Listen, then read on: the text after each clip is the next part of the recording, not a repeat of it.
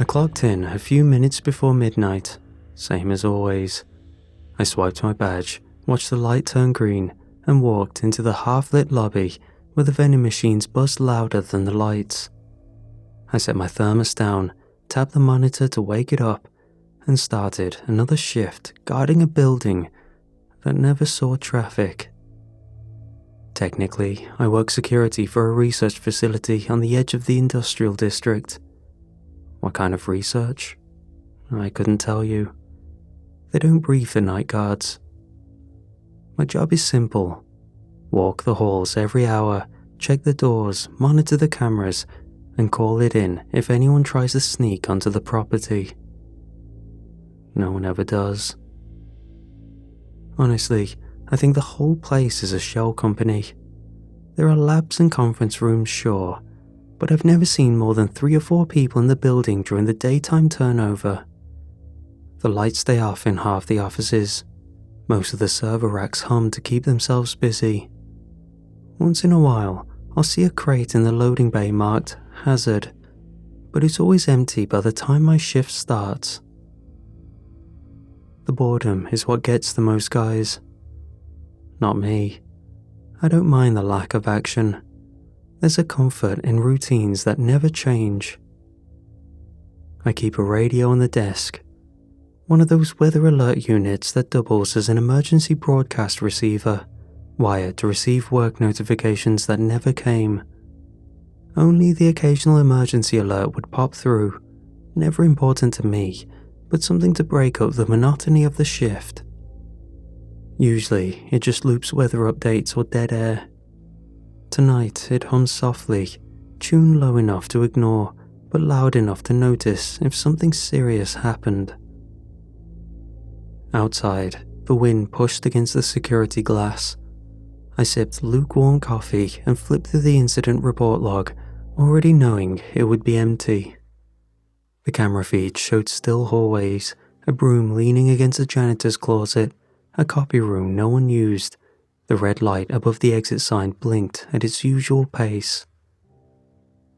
I sat back, let the chair creak under me, and settled in for another shift, watching nothing happen. I'm good at being invisible. I don't ask questions, I don't get in the way. I do the job, fill out the forms, and keep my head down. Most people forget I'm even here. The shift had settled into that quiet dead zone between 2 and 3 a.m., where time stretches and the brain starts to drift. I was halfway through a stale protein bar and watching the cursor blink on a blank incident report when the emergency radio crackled to life. 3 sharp tones, the standard ones. I didn't react at first. The emergency alert system runs regular tests once or twice a week, always the same canned message, usually about weather conditions or missing children 3 states over. I kept chewing, waiting for the usual script. This is a test of an emergency alert system. My ears perked up at the authority of the voice. This is a message for... There was a pause. Richard James Summerfield. My full name. Not just the one I use for work. The full thing. The one from my birth certificate, middle name included. Please remain indoors and do not engage with a noise outside your perception. Estimated test duration, 1 hour. The message ended there. No explanation, no origin. The radio cut back to low static. I sat up, the protein bar still in my hand, half chewed. I fiddled with the radio, expecting it to play the last message again. Nothing. No timestamp logged, no saved segment. I tried to convince myself it was a prank broadcast, some local station playing games, a coincidence. Maybe someone hacked the system and fed in a custom message to mess with people. That didn't explain the name. It didn't explain why the warning felt so specific. I started out by saying it was a test. Maybe it was some new system they're piloting, one that pulls names from local databases to make it feel personalized. A mistake, maybe. I sat back down, suddenly aware of how quiet the building had become. The only sound was the wind brushing against the high windows and the low, steady static humming through the emergency radio. I spent the next few minutes trying to shake off the message. I kept telling myself it was nothing, just some rogue test broadcast. Still, I couldn't stop glancing at the radio. It hadn't made a sound since, just a soft hiss of static, steady and quiet. I thought about unplugging it, but I kept it on in case something important came through. I made another round through the halls. Everything looked exactly the way it always did. Dead screens, humming fluorescents, the distant echo of my own footsteps. When I came back to the desk, I checked the log, tapped through my camera feeds, and started filling out some paperwork just to keep my hands busy. That's when the tone started again.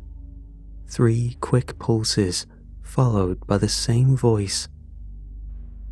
This is a message for Richard James Summerfield.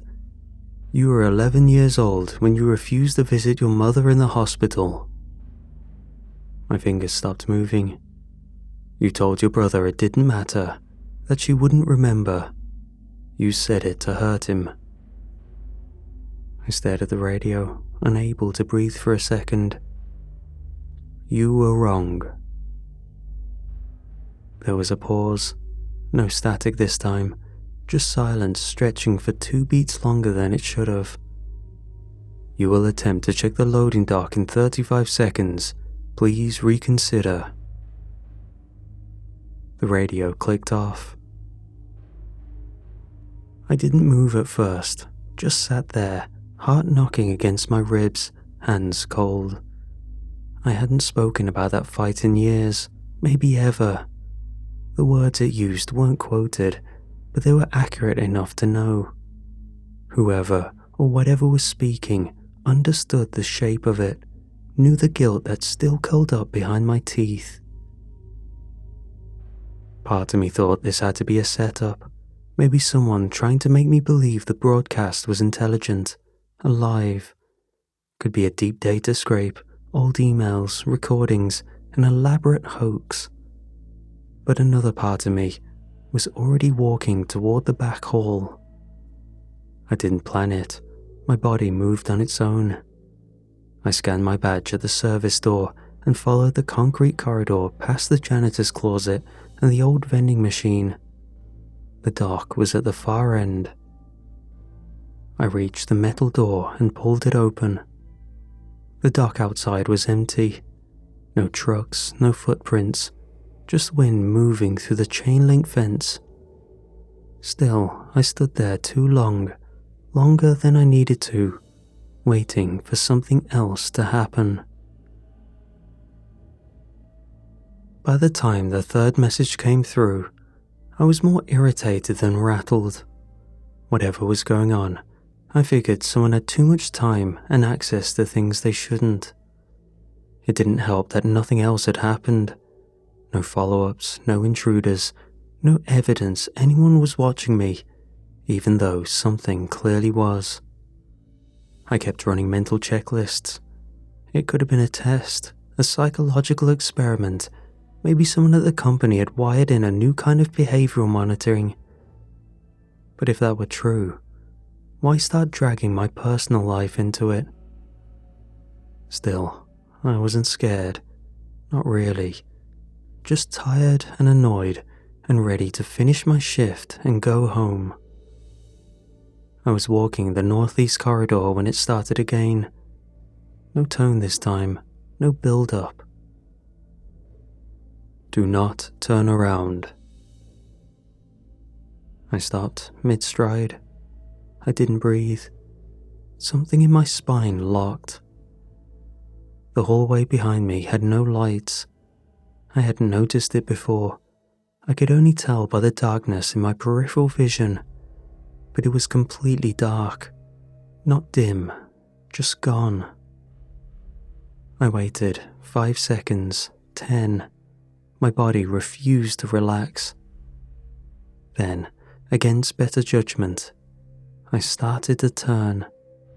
Slow at first, just a glance over the shoulder. That was enough.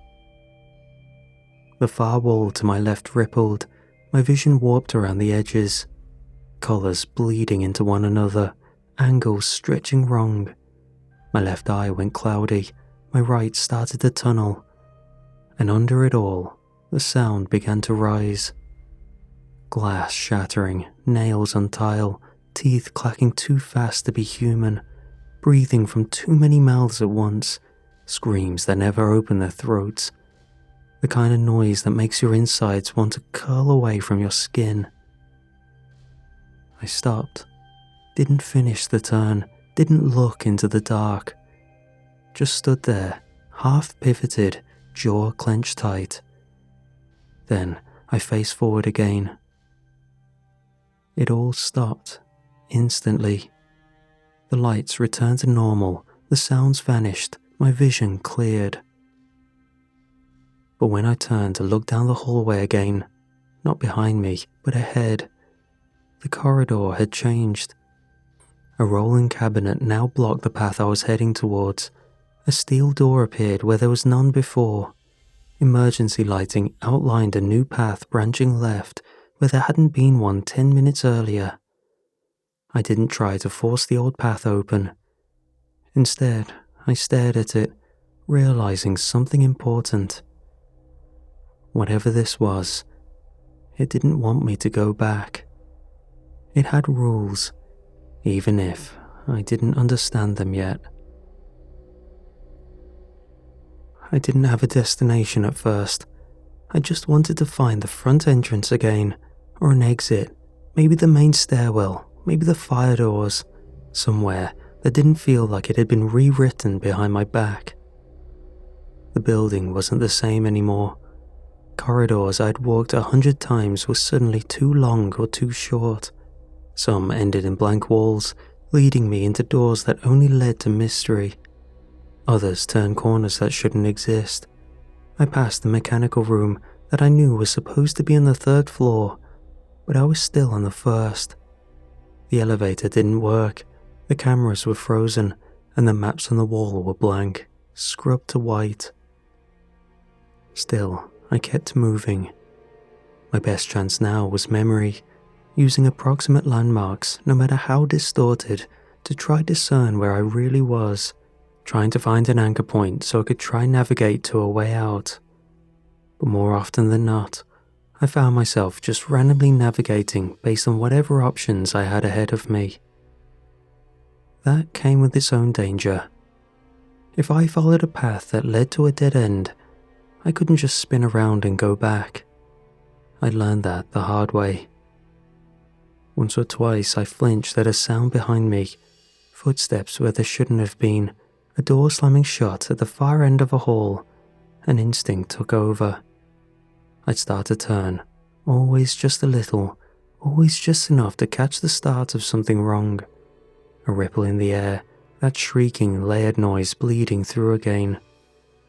And always, I caught myself just in time. It was becoming reflex. Forward only, no matter what I heard. That was when the voice returned. No warning tone, just there suddenly, woven into the air like it had always been speaking. Route correction in effect. Please proceed to the observation zone. Avoid interior mirrors. I stopped walking. The hallway ahead dipped slightly before curving to the right.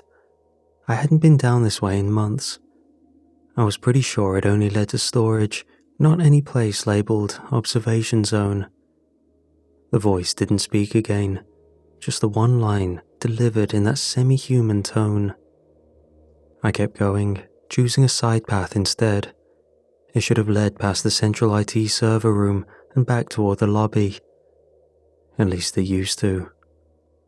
Halfway down the corridor, I spotted a round security mirror mounted in the corner. From where I stood, I could see myself in it, blurry but centered. That wasn't what stopped me. What stopped me was the blackness behind my reflection. Pitch black, like everything behind me had been cut out of the frame, even though I knew there were lights on. I stepped closer. When I stood beneath it and looked up, the reflection was gone. The surface of the mirror was now just glass dark. No light, no shape, nothing reflected at all. Every reflective surface I passed after that behaved the same way. At a glance, they showed my silhouette and blackness behind me. The moment I got close, they turned to dead glass. I stopped checking them after a while.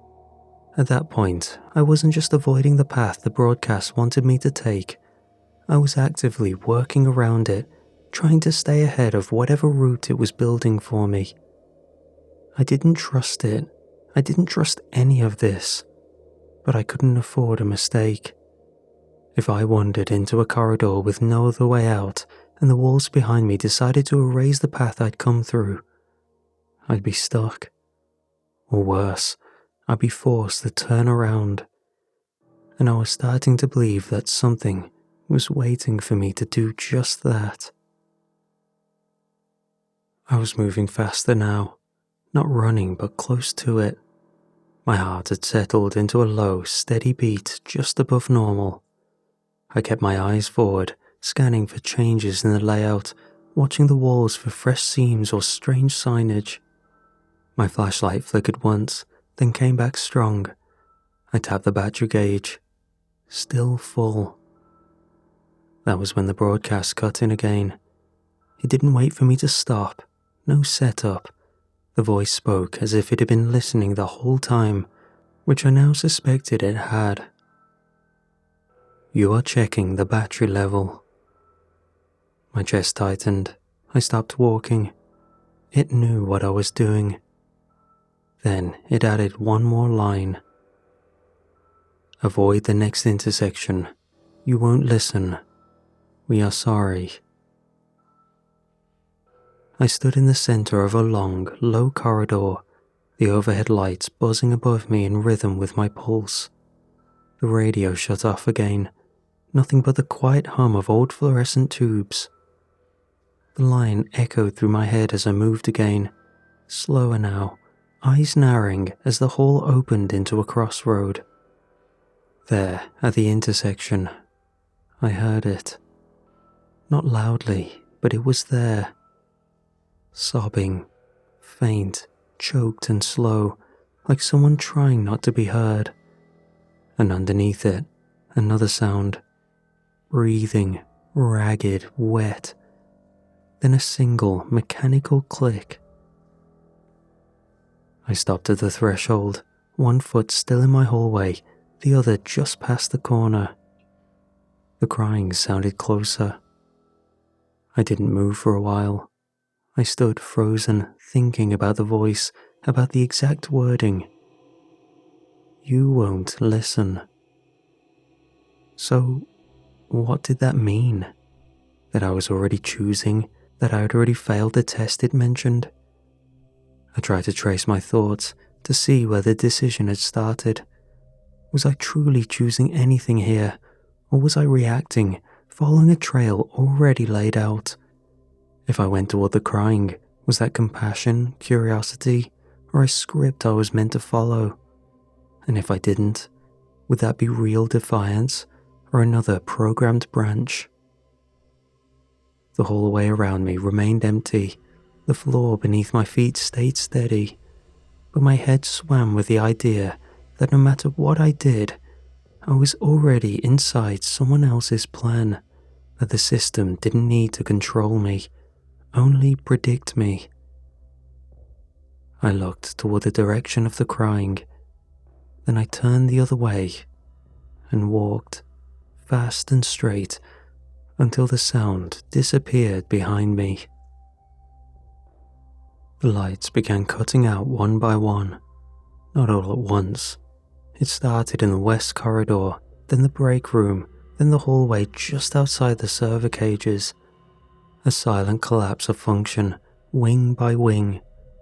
I heard it before I saw it, the soft flick of breakers flipping in sequence, leaving behind nothing but the hum of backup lighting and the sound of a low siren I'd never heard before.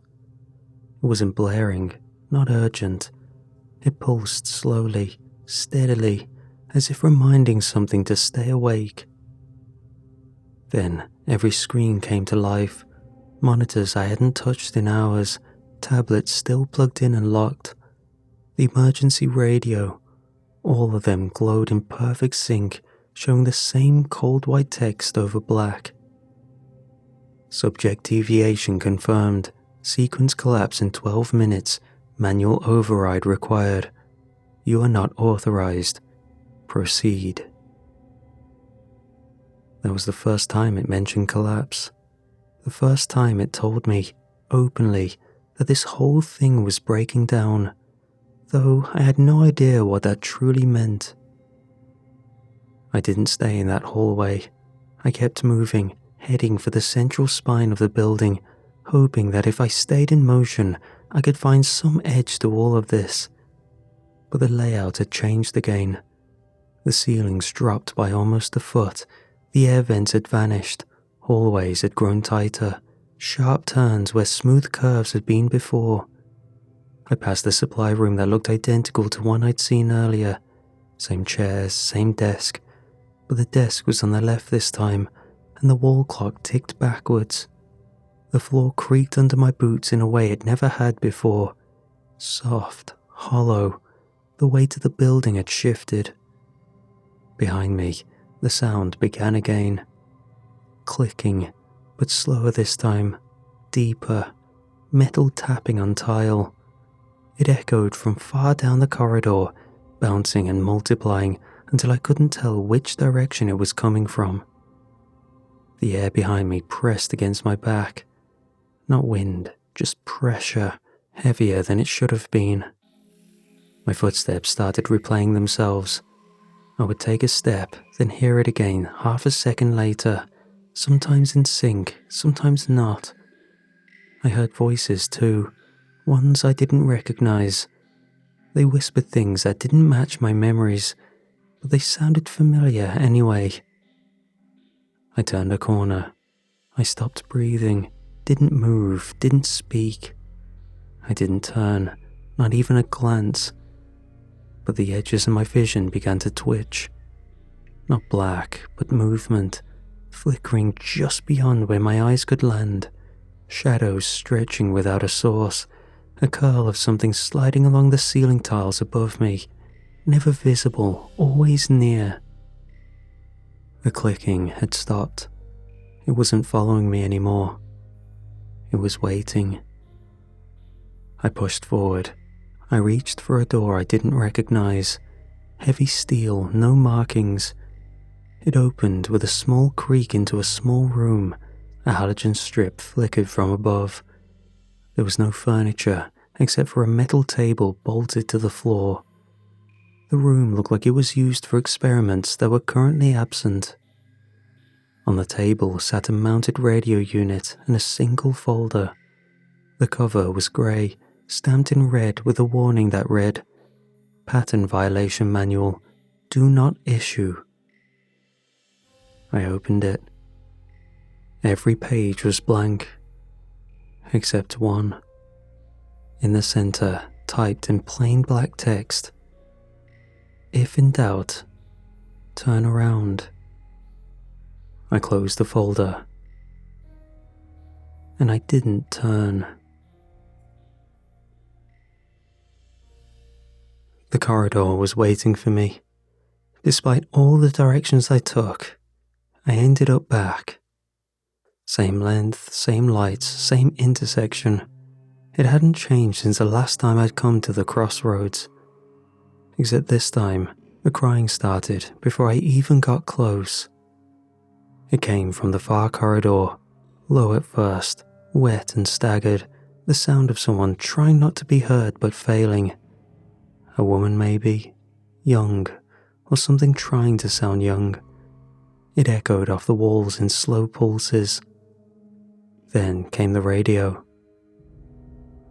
Turn around, comply, reset. Turn around, comply, reset. Over and over again. I stopped at the intersection. My eyes burned, my legs ached. I felt hollowed out, like every room I had passed through had scraped something away without asking. I stood still, not because I was afraid, but because I was furious. I said nothing out loud, but my mind screamed. I've followed your rules, I've broken them, I've walked your paths, avoided your traps. I've done everything. But this. What if this is it? What if this is the only move left? What if the test was never to obey, but to disobey at the right time? I turned toward the corridor where the crying waited and stepped inside. The temperature dropped instantly. My ears rang. The walls tightened around me. The deeper I walked, the louder everything became.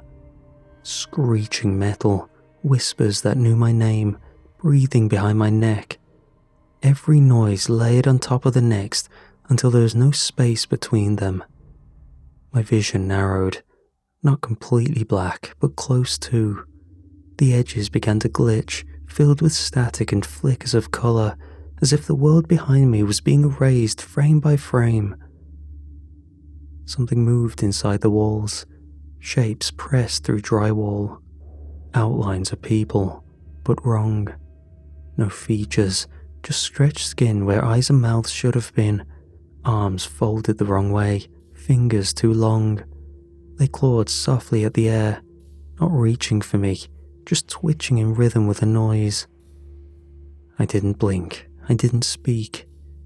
I kept walking. My heart felt too big for my ribs. Every breath rattled. The floor dropped slightly beneath my feet, like the hallway was being pulled downward. Then, everything stopped. One step, just one, crossed an invisible line, and the world snapped silent. The air warmed, my vision cleared, my ears rang in the absence of noise. I stood in the main lobby of the building. Fluorescent lights buzzed calmly overhead. The front windows were intact. I saw dawn breaking through the glass, faint orange light spilling across the floor. Then, a door behind the desk burst open. Dozens of people in black tactical gear poured through, sweeping the room, rifles drawn, helmets down, no insignias, just armored suits and mirrored visors. Behind them came medical staff, scientists, techs with wheeled carts and blinking cases.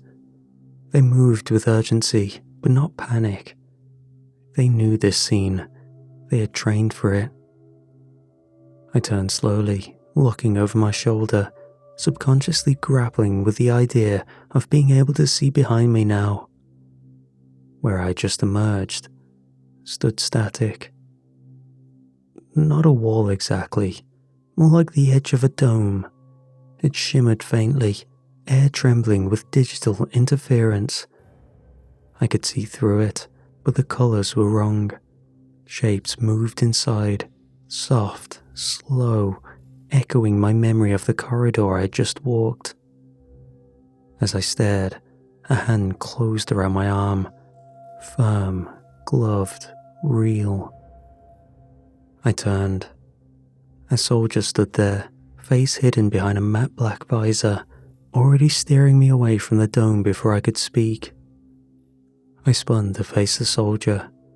The man wore a full tactical helmet, visor down, not a slit of skin peeking through. "What is this?" I demanded. "What the hell happened? Who are you people?" The soldier didn't answer. He gripped my arm tighter and pulled me across the lobby, past rows of gear being unpacked, past medics shouting into headsets, past equipment I couldn't identify. I caught glimpses of heat sensors, portable servers, hissing tanks with red seals broken open. Everything buzzed with urgency, none of it explained. They had set up a temporary cordon using collapsible barriers and lighting rigs. Inside the makeshift zone, I saw others. 3, maybe 4. All wore lab coats, scorched and torn, some stained with ash, some flecked with static burn scoring. One woman sat hunched in the corner, cradling a cracked tablet to her chest as if it were a wounded animal. The soldier shoved me inside and stepped back. I didn't move, just stared. One of the scientists looked up, a man in his 50s, pale, wide-eyed, his face hollow with exhaustion. "You walked out?" he asked. His voice broke halfway through. "You got out on your own?" His shock emphasized how big of a deal this was, but without context, I still had no idea how to feel about it. "What happened in there? What's going on?" I asked. Finally, I got some answers. "This facility has been running for a few decades. Whatever you think is cutting edge looks like gears and sticks compared to what's done here." Another scientist, a co-worker maybe, shot him a look to shut him up. It seemed he couldn't reveal exactly what they were doing here. He stood slowly and crossed the space between us, lowered his voice to a hush, barely above a whisper. "You were inside the test field," he said. "That wasn't real. It was a prototype construct, an artificial cognitive environment, a simulation meant to study recursive decision-making and perceptual looping. It was never supposed to activate." He glanced toward the dome, still pulsing softly at the far end of the lobby. His eyes twitched. "Something went wrong," he continued.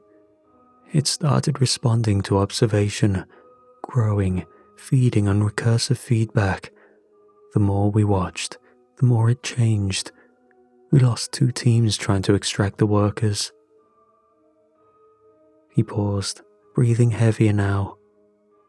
"But you weren't tagged. You weren't supposed to be there. You walked into the active field by accident, and somehow you made it through, alone." Behind us, a klaxon burst to life, a different tone than before, sharper, faster. A voice shouted from one of the workstations. "Field integrity dropping, 50% and falling." I could see more teams running in, charging into the unknown. The scientist grabbed my shoulder. "If the containment fails," he said, "it doesn't stay in there. Each person running in will probably die. We just have to hope one manages to shut it down." I had nothing to say. All I could do was watch, with the extracted scientists, as these brave soldiers ran in to die like ants. Numbers versus odds, legions of deaths happening beyond the veil. Until eventually, the static dome dissipated with a screech, and a lone soldier stumbled out, torn almost to ribbons.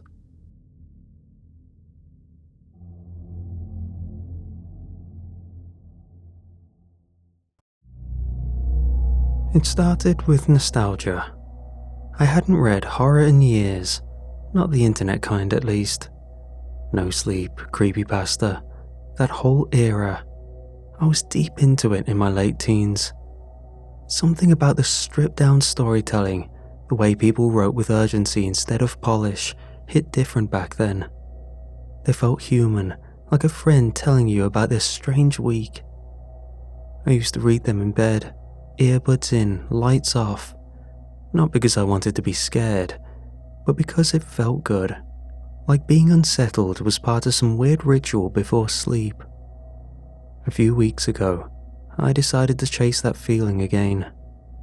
It was late, I was bored and feeling nostalgic, so I figured it would be harmless to revisit some of the old classics. There was something oddly comforting about it. The stories had aged, sure, but enough time had passed that most of them felt new again. I remembered just enough to feel familiar, but not enough to spoil anything. I tore through the big hitters: Ben Drowned, The Russian Sleep Experiment, Pen Pal. I even found old screenshots from defunct forums of some of the classics, pasted into blogspot pages by digital hoarders. Stories before the time of named authors, when people posted anonymously to create an air of authenticity. That comfort didn't last long. Once I ran out of the old stuff, I dipped back into r/nosleep to see what people were writing now. I wish I hadn't. Everything felt off. The tone was too smooth, too neat. You could tell half the stories were written to hit a certain word count, or hit trending, or just a watered-down version of a popular horror movie. They were either ultra-formulaic or bizarrely disjointed, all rhythm and no voice. AI stories, I muttered at my screen, staring at the M-dashes and robotic tone of the latest posts. I searched for the authors I remembered, the Stephen Kings of Reddit. However, their activity had dwindled. I looked up what they had done recently and saw a barrage of stories removed from the subreddit for arbitrary reasons that would have had the great classics removed if the rules were about then. Even the comments were neutered. Every other post was some flavor of, "Great story, OP," or "You should expand this into a series." Nobody talked about how it made them feel anymore. Nobody argued whether it was real. That used to be half the fun. So, I went looking. Not in the main channels, I knew better than that. I dug through old blogs, weird side forums, abandoned link trees, anything that looked dusty and unmoderated. A lot of it was trash. Stories written in all lowercase, pasted from WordPad, half of them ending with, "And then I woke up." Haunted dolls, glitching mirrors, forest disappearances, plenty of recycled garbage. But every now and then, one of them hit. Not because it was written well or because it was scary, just because it felt off in the right way, like it hadn't been written to entertain, but to unload something. There was that sincerity to the tone that made this subgenre special. That's what kept me going. Then I found it, in a forum that looked wholly unmoderated, a thread with the title, "Don't read this if you like sleeping." It was wedged between two stories about haunted TV static and an abandoned zoo. The username just said "deleted," and the timestamp was from over a year ago. A dead thread with no comments, no upvotes, no tags. I remember hovering over it, thinking it was probably another throwaway.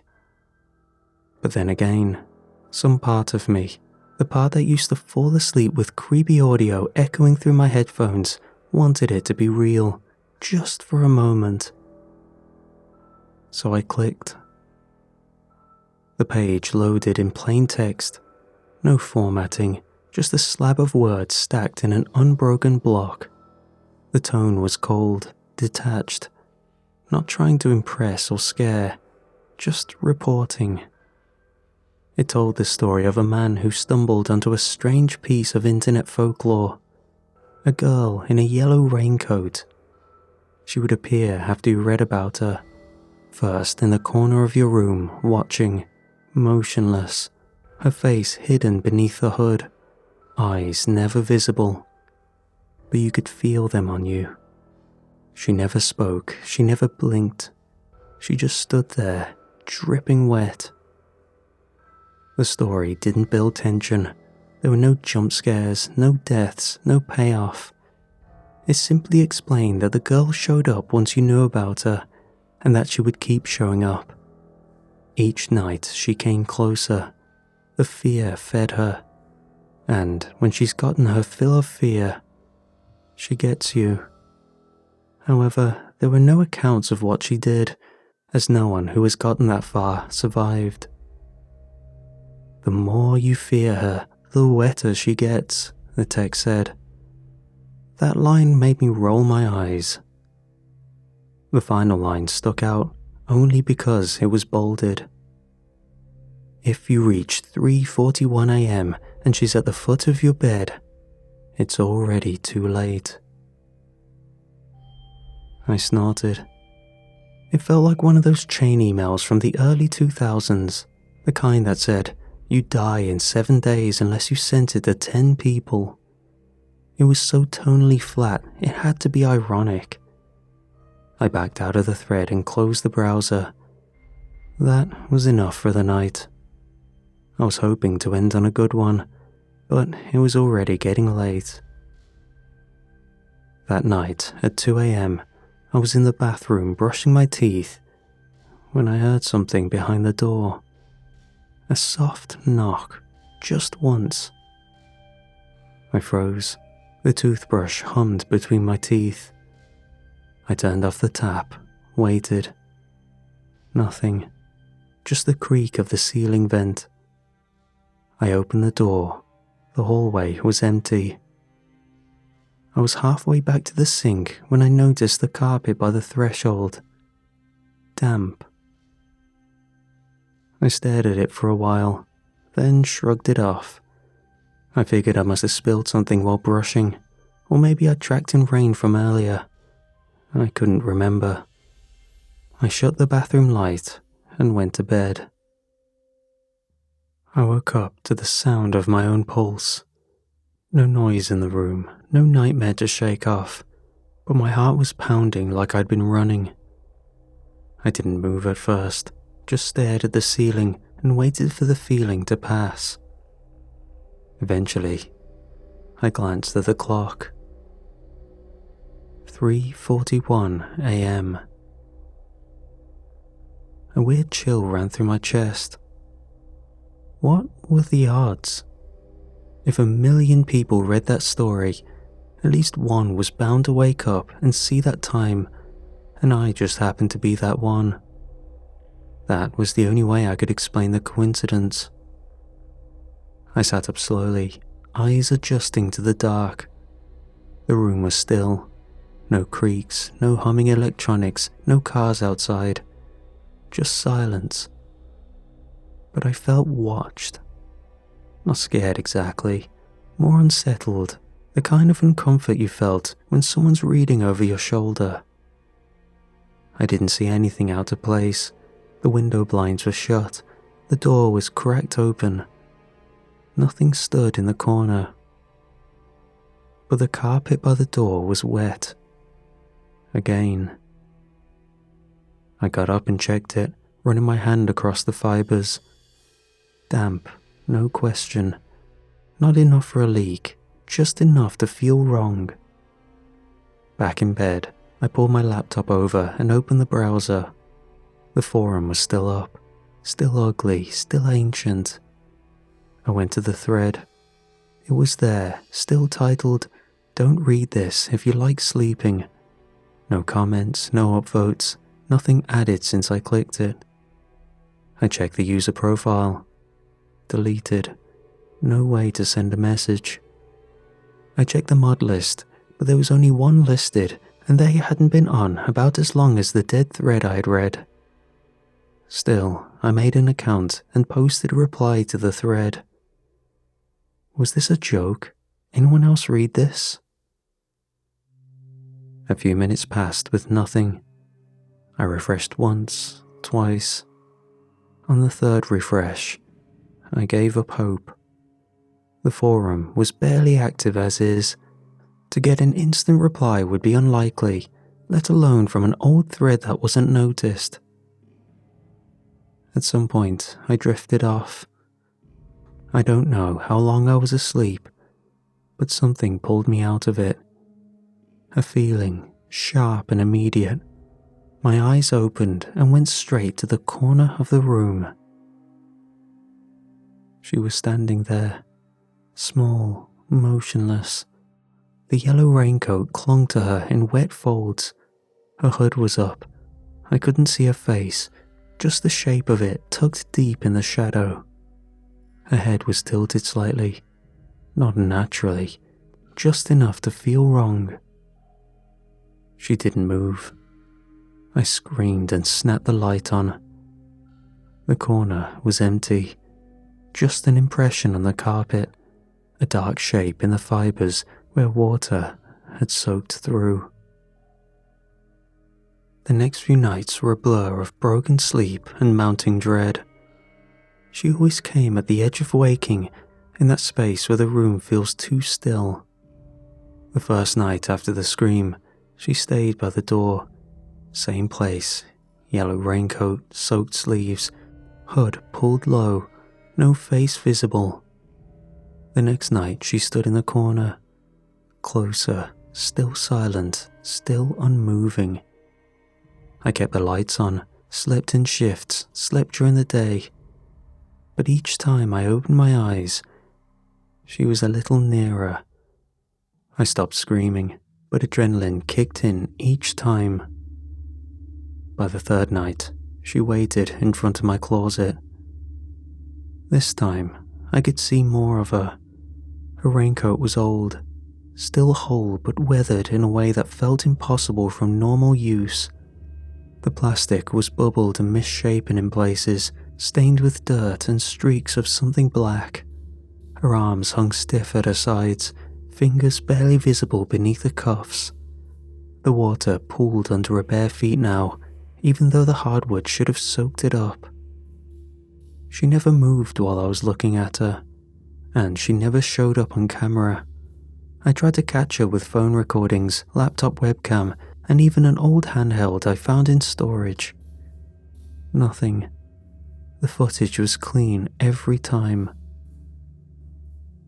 But reflections? That was different. I first noticed it in the bathroom. There was nothing behind me when I turned, but in the mirror, her figure filled the hallway, skirting the edge of the bathroom light.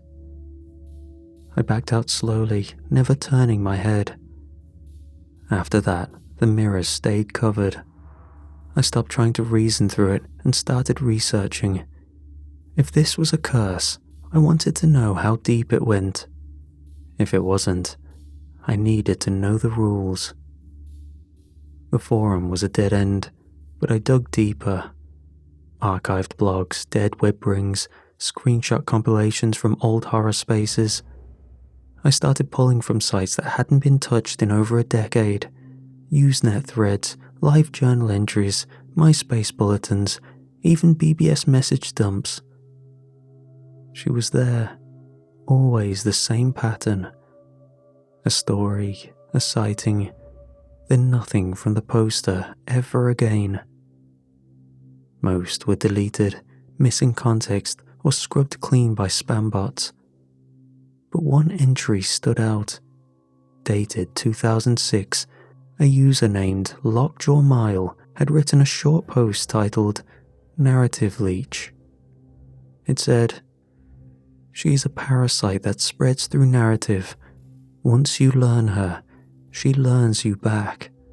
She feeds on the fear she creates. Your thoughts give her shape."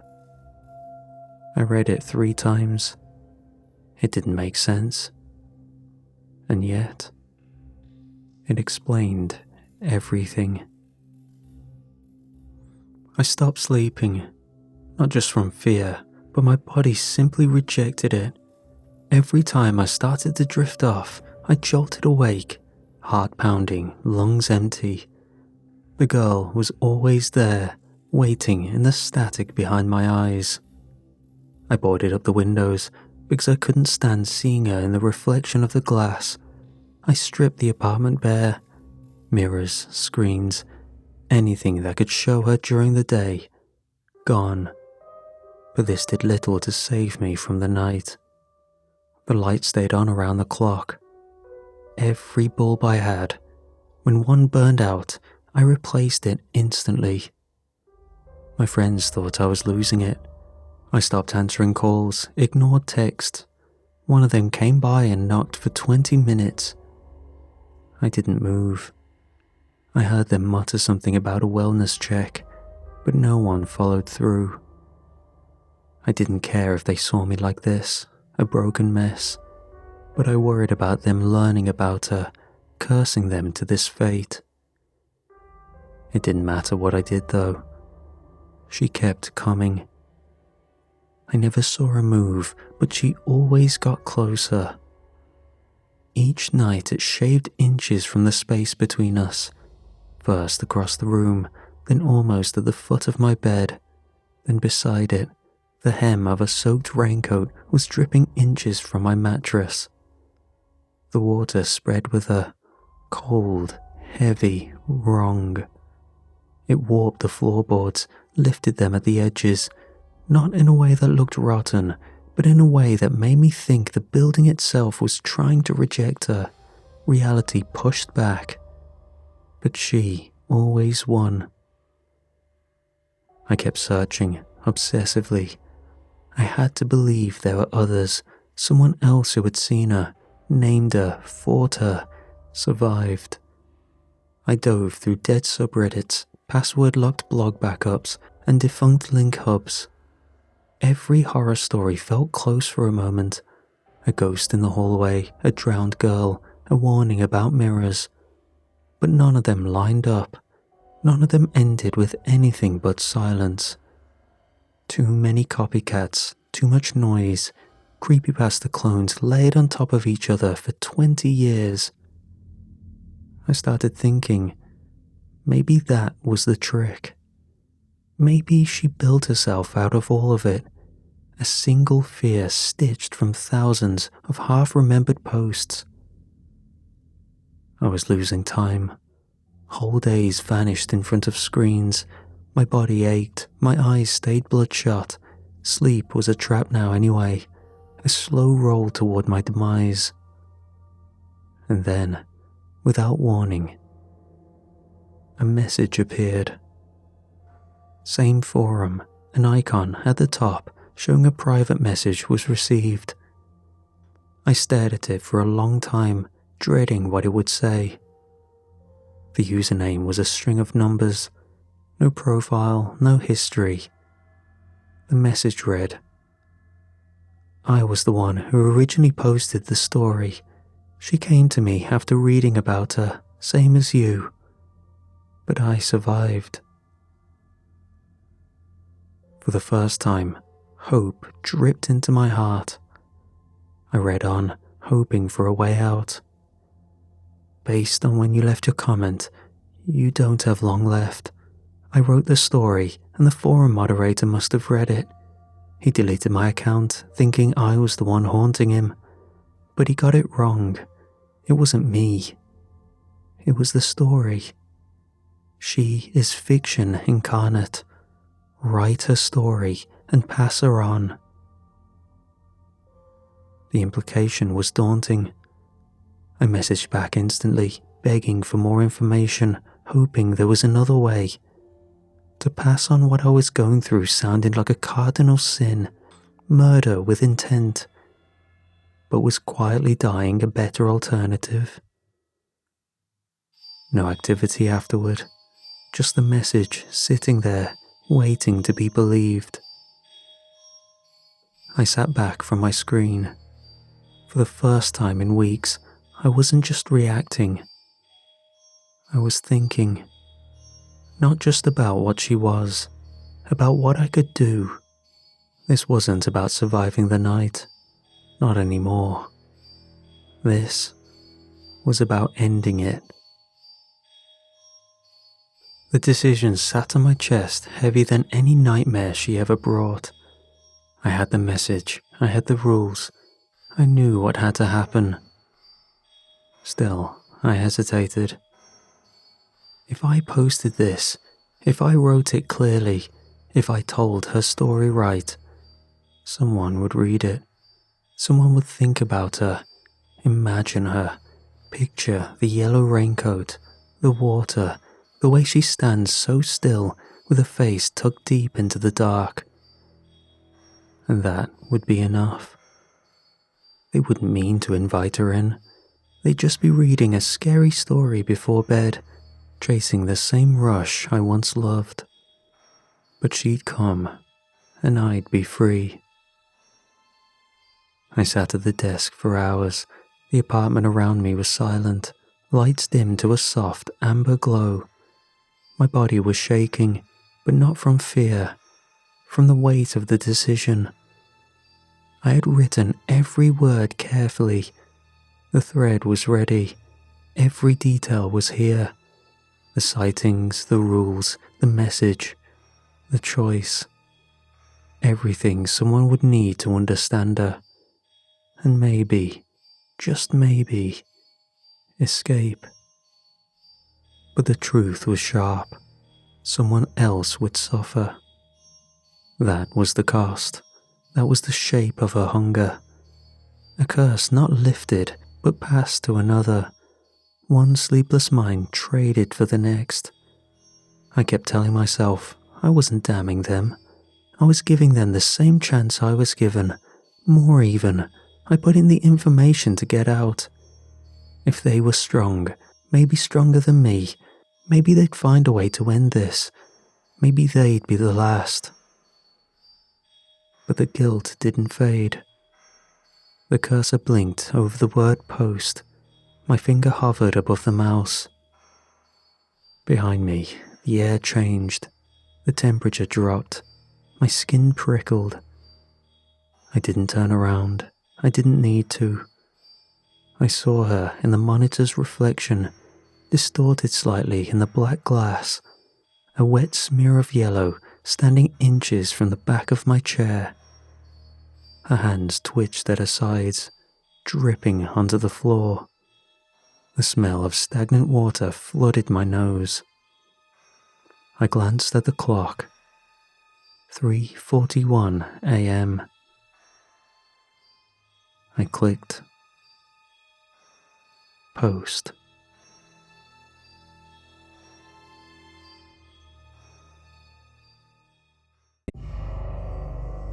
The party was 2 weeks ago.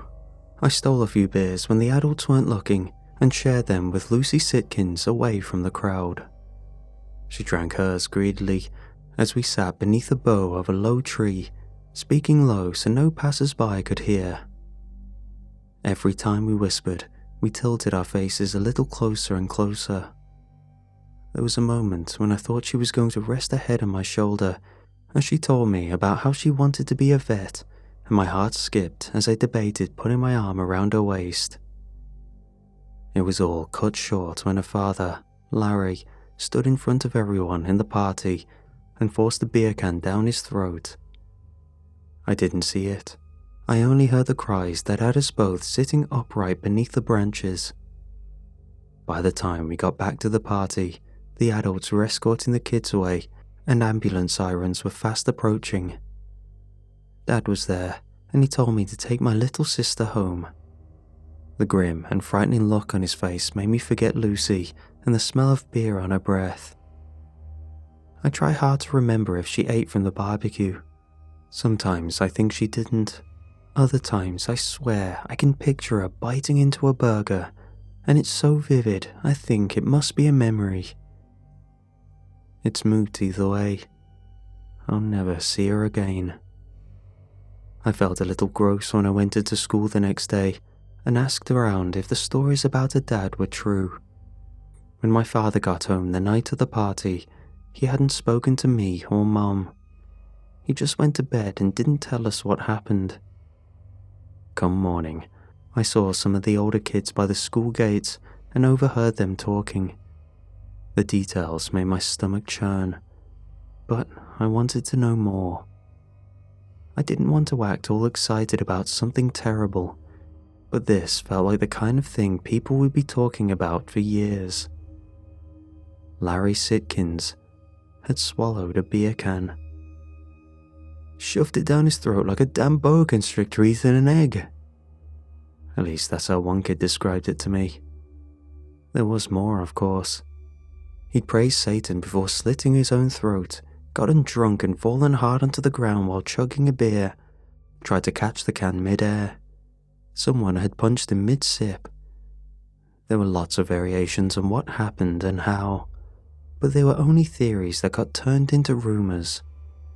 A lot of us were just trying to make sense of it. Larry was a pretty run-of-the-mill guy. He was a landscaper who made lame jokes at kids' birthday parties. He was about as nondescript as they came, at least as far as a bunch of teenagers were concerned. We got halfway through the day before Mr. Straub shut the bleachers on his neck. It was in front of the cheerleaders. There were ambulances again, crying girls and boys, and even some of the teachers. Most of them just looked confused, except for Mr. Straub. I managed to catch a glimpse of him as I jogged over to find out what all the screaming was about. He looked empty of all thoughts and emotions, and his head sat at a crooked angle. I figured that was how people must look when dead, but apparently he'd been like that during the act. He'd walked up, perched his neck between the slatted benches, and hit the remote button to slide the bleachers closed. Whole time, he was just slack-jawed and stupid-looking, even as the metal mechanism crunched vertebrae and cartilage. I later learned Larry had been like this too, when he killed himself. He was getting ready to pop the tab on a fresh beer when he simply stopped, looked up to the sky, then forced the whole thing down his throat in a single, world-shattering moment. I didn't know it back then, but there were others just like Larry and Mr. Straub. A barista in a coffee shop steamed half the skin on her arm while keeping eye contact with the guy in the drive-thru. A doctor at the local clinic used a biopsy needle to inject air straight into his own heart. Lots of people shot themselves, but not one of them aimed for the head. That's a weird touch if you think about it.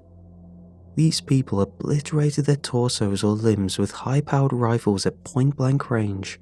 No reason offered, just a vacant expression as they deleted bits of their bodies and left nothing but ragged stumps. There was no school the next day, which was the only real clue I got about how panicked the local authorities were. Wouldn't be long before the national authorities joined in on the panic too, but that would come later. That morning, my parents left the house at 9:30 for a meeting at the town hall, and they dropped me off at my grandma's on the way. I waited for them to leave before I told Grandma I was heading out. It was a hot day, and she only nodded her approval as she sat reading with my sister. She hated seeing me play video games and always encouraged me to go make my own adventures outside. I had no plans, didn't even want to see any of my friends. I thought a lot about Mr. Straub's face as I crossed empty farmers' fields and walked into the woods. I'd been to an open casket funeral once. It was for Father Dennis, who'd christened me as a baby. Not that I remember anything about him, except his stony face resting gently in the soft white folds of his casket's interior. That seemed so long ago, and so sterile that the thought of it was a bit sad, but not a whole lot else. But Mr. Straub's face had frightened me with his swollen lips and bulging eyes, alive one moment and dead the next, with only pain to separate the two. And yet, he looked so bored hanging there from his own broken neck, still wearing those ridiculous red shorts he always had on, no matter the weather. It took time to recognize that seeing a dead body had freaked me out. I felt like it shouldn't have messed me up as much as it did, and I guess that's why there was a little bit of anger mixed in with all those thoughts in my head. It's also why I pushed on through the woods until the trees began to thin, marching in the humid summer heat until my t-shirt was soaked and my legs ached. I wanted to feel tired, wanted it so the only thing I could think of were my throbbing hamstrings and sunburnt forehead. It ended when I reached the tracks. Shaggy rocks and boulders rose steeply on the opposite side. Only other ways to go were left into town or right into a dark tunnel, its mouth bristling with ivy. At least the air coming from it was cold, so I took a second to stand and catch my breath, feeling the sweat cool and evaporate as the wind billowed gently out of the darkness. I wasn't stupid though. I paid close attention in case I heard the sound of any passing trains, and when I didn't hear one, I raced off the tracks as quick as I could. It honked as it came past. Another day, I might have worried that I was going to get in trouble for playing on the rails, but all I could really think of was the thing I'd seen lying by the tracks. It had been lit up by the train as it came roaring out of the tunnel, not far from the entrance. In the strange silence after the train had gone, there was only the dim light of the setting sun to see inside the tunnel, and everything looked the same. Old clothes, broken bottles, discarded crates, trash strewn around wherever it found space. But I knew what I'd seen in the harsh white light of the train's passing beam, and it was a hell of a lot more than garbage. I'd seen a man. He was lying face down. There'd even been a hand, bright and pale like the moon in the night sky. I was sure of it. I didn't know what to do, not right away. I was afraid and didn't want to go inside, but I couldn't pretend I hadn't seen anything either. I tried shouting to them. If someone down there heard me, they gave no sign of it. Wasn't until I stepped into the darkness and let my eyes adjust that I confirmed there really was a man lying down in there. He was draped across the tracks, and he didn't have any legs, and judging by the way the bloodstains had turned the colour brown, he'd been there for a while.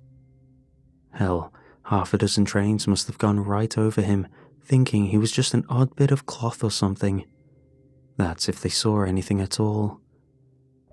In that time he'd dried out a little. He wasn't a mummy or anything, but the blood on his stumps and coming out of his mouth looked more like jelly than corn syrup. I was sobbing by this point, crying hard as I tried to make sense of what I was meant to do, while also feeling like all of this was terribly unfair on me.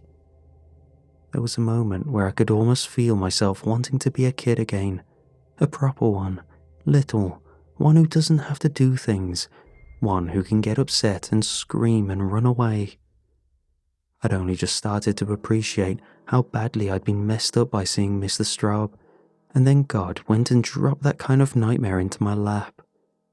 Teeth stained black with blood and open eyes that looked at nothing. It felt like a nightmare. Not just the moment with the body, but everything else too. Everything since that beer beneath the tree had felt like it wasn't part of reality anymore. But nightmares end. I was outside, gasping, vomiting, crying my eyes out, when I heard something shuffle in the tunnel I'd just run out of. Part of me thought that a sound must mean someone was alive and close by, and that meant I wasn't alone. Another part of me thought something else entirely. It was the part of me that took over and stopped me crying and making any more noise. My mouth turned dry as a desert, and all of a sudden, I was no longer hot all over, but cold, freezing cold, and my legs were backpedaling away from the tunnel with short, quiet steps. The noise persisted. It was the shuffle of something getting dragged over gravel and old plastic bags. It had a rhythm to it that was slow. The word that springs to mind is one I got taught in biology class a long time ago. Locomotion. Something down there was moving. It was moving towards me. It sounded slow and broken and feeble, but that didn't matter. Somehow, even though I knew it wasn't completely insane, I just knew what was going to come out of that tunnel.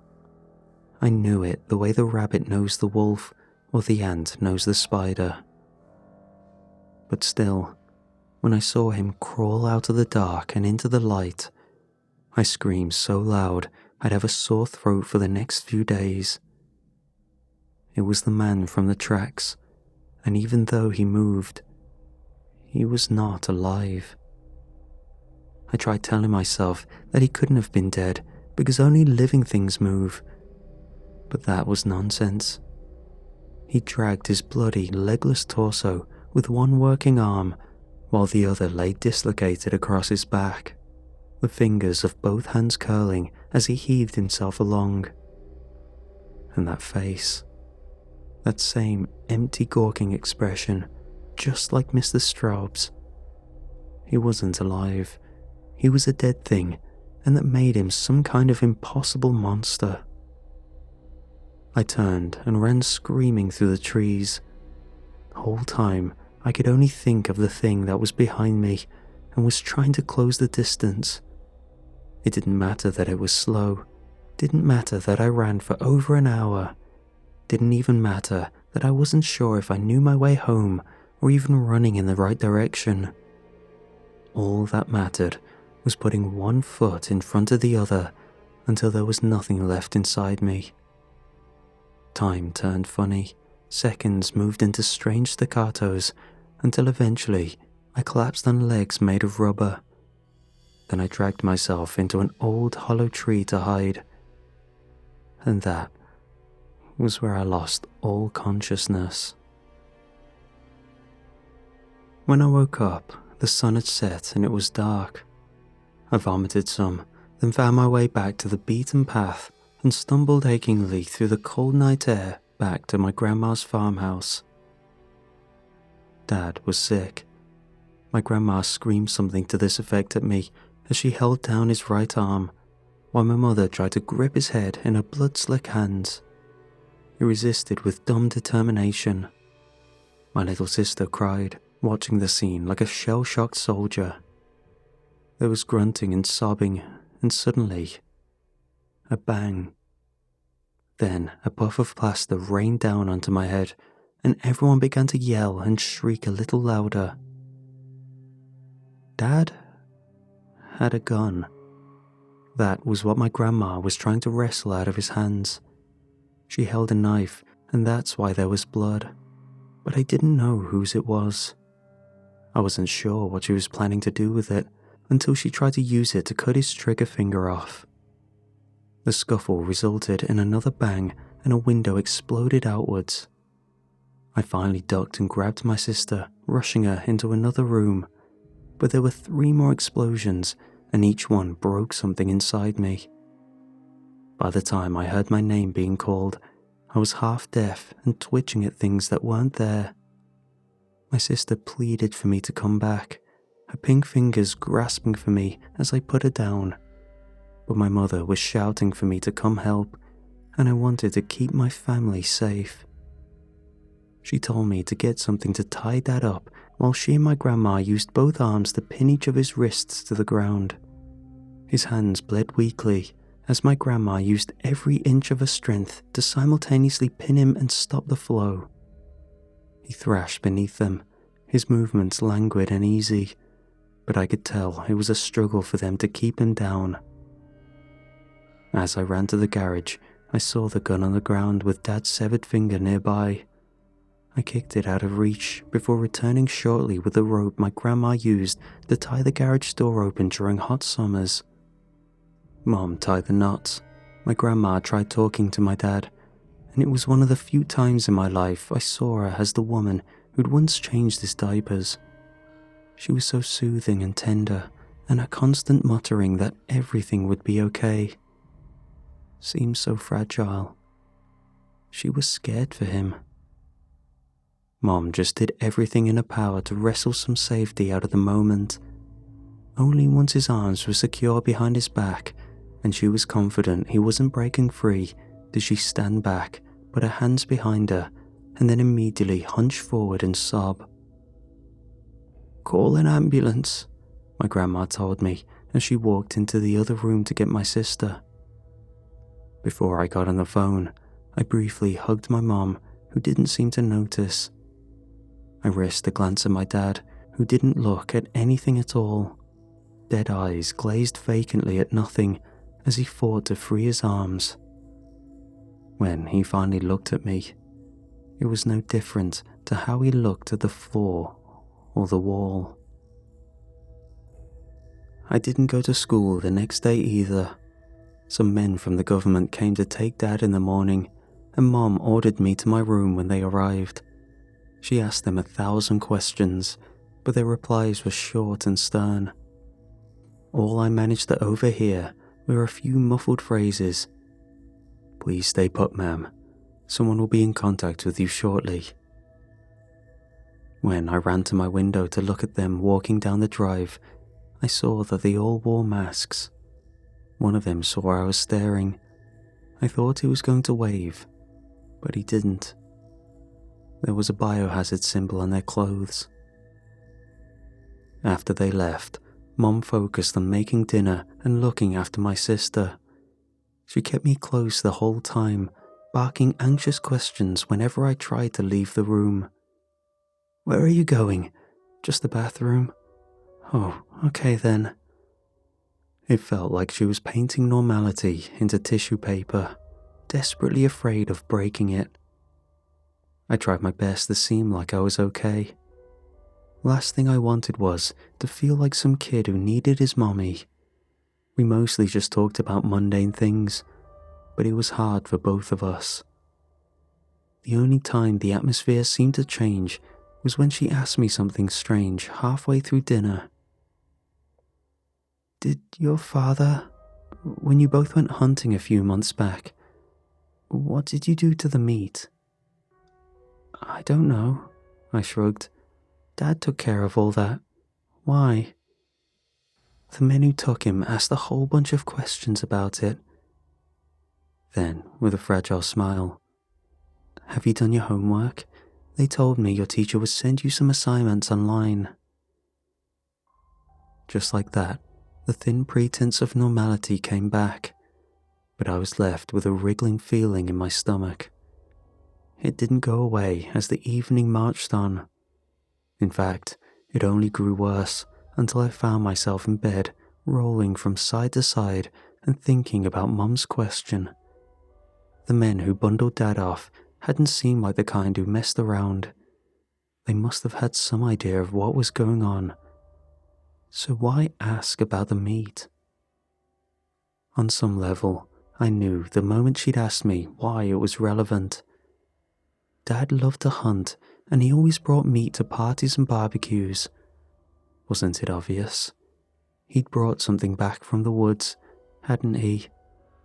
I hadn't gone hunting for a long time, nearly 3 months. Every time he'd asked, I'd refused, and I think he knew why.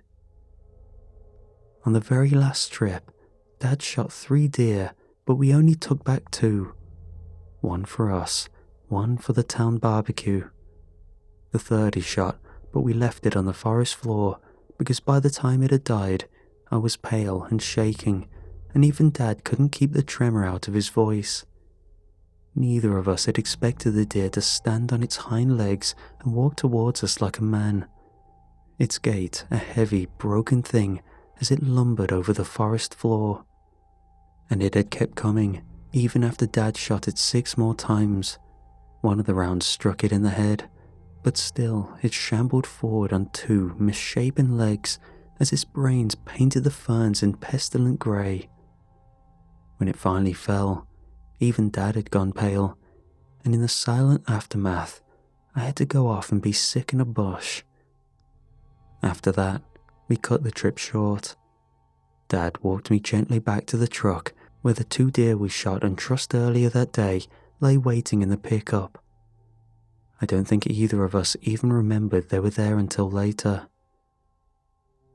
He'd still ask me if I wanted to head out with him each weekend, but he never seemed surprised when I made some excuse. The only time we talked about it was not long before the barbecue, when he drove me to school one day. He didn't deal with it head on, he skirted the topic. Sometimes deer get sick, he told me, a little like old folks do. Remember Grandpa? He got real scary towards the end, didn't he? Well, deer get sick too, but we don't have to worry. Same way you couldn't catch what Grandpa had. Well, we can't catch what the deer have. Us humans are safe, just an uncomfortable part of nature. It had come out of the blue, or at least it seemed like it. I figured it was Dad's way of trying to get me back on board with hunting. I knew he liked me going with him. I'd liked it too, at least until I saw that deer walk toward me on 2 legs. But lying in my bed that night after Mom had gone to sleep, I started to wonder if maybe he hadn't really been trying to convince me. Maybe he carried a little doubt in himself about something he was gonna do. What if he'd been trying to convince himself it was okay? 2 deer. I tried remembering what they'd been like. I hadn't shaked them after we got in the truck. Why would I? Seemed as normal as any others as we tied them down, but I hadn't really been paying attention either. I'd been hunting since I was 7. Helping Dad was automatic to me. And to top it off, I hadn't known what I was meant to be looking for. I squirmed beneath the sheets and tried so hard to remember every detail of that trip. Most of all, I tried to remember what the first 2 deer Dad had shot were like. They'd gone down so quick, they'd seemed normal. But Grandpa had been sick with Alzheimer's a long time before he got scary, and I had to figure the same could be true for those deer. Who was to say the one on hind legs was the only sick creature in the woods that day? I couldn't have forced these thoughts out of my head with a crowbar. At some point, I accepted I wasn't getting any sleep that night, and I settled down to torture myself some more until I realized it didn't have to be that way. Dad had an old freezer in the shed, and he sometimes kept meat in there. Not for long, and usually not for eating. He'd use it for things he'd wanted to skin or try to make a trophy out of it, which he rarely did since Mom didn't like that kind of thing in the house. But if the deer weren't in the freezer in the kitchen or the garage, then they might be in the shed. And if I did open up that chest and saw 2 deer bodies in there, that meant whatever was going around and making people hurt themselves couldn't have come from our little hunting trip. I snuck out of my room as quietly as I could. Mom was on the phone with my grandma and she was crying. I stopped briefly by a door and listened to see if maybe they knew something I didn't. But after she started talking about how scared she was, I just felt bad and moved on. At least it meant she was too busy to notice me creeping down the stairs. I never liked the shed at the end of the yard. It was rarely used, even by my dad, who kept the lawnmower and some old junk in there. It wasn't the kind of place he kept food, but I had this feeling he didn't keep these deer with the rest of the meat he got from hunting. As I opened the back door and looked over the shadow-covered yard, I found myself thinking about the tunnel and what I'd seen back there. With everything that had happened since, I'd done a good job of convincing myself it had never really happened. The man with no legs who dragged himself out of the darkness had become little more than a half-remembered nightmare, a moment out of time that was incompatible with all logic and reason. But suddenly, it was back with me. All the emotions and thoughts that raced through my head as I'd stared at his rotten flesh and glassy eyes. The walk to the shed wasn't easy. I fought the urge to turn around the entire way there. Each step was like walking on feet made of lead. At the door, I paused with my hand poised by the lock. The house seemed so distant behind me, and I became painfully aware nobody knew I was alone and out in the dark. Inside was nearly pitch black. My phone helped me light it up a little, but I didn't touch the nearby switch in case Mom saw it from a window. Cobwebs hung low from the ceiling, and shadows crawled across the floor and walls as I moved closer to the freezer. The entire time I kept expecting something to happen. I even imagined that deer rising from beneath the lid, pushing it open to stand unnaturally tall on its hind legs, where it looked down at me with the same dead eyes I'd seen in my father. The thought scared me so bad I nearly hyperventilated myself straight into a panic attack. But before I had time to really worry about any of that, I found my hand on the freezer's latch. I pushed it open and looked inside.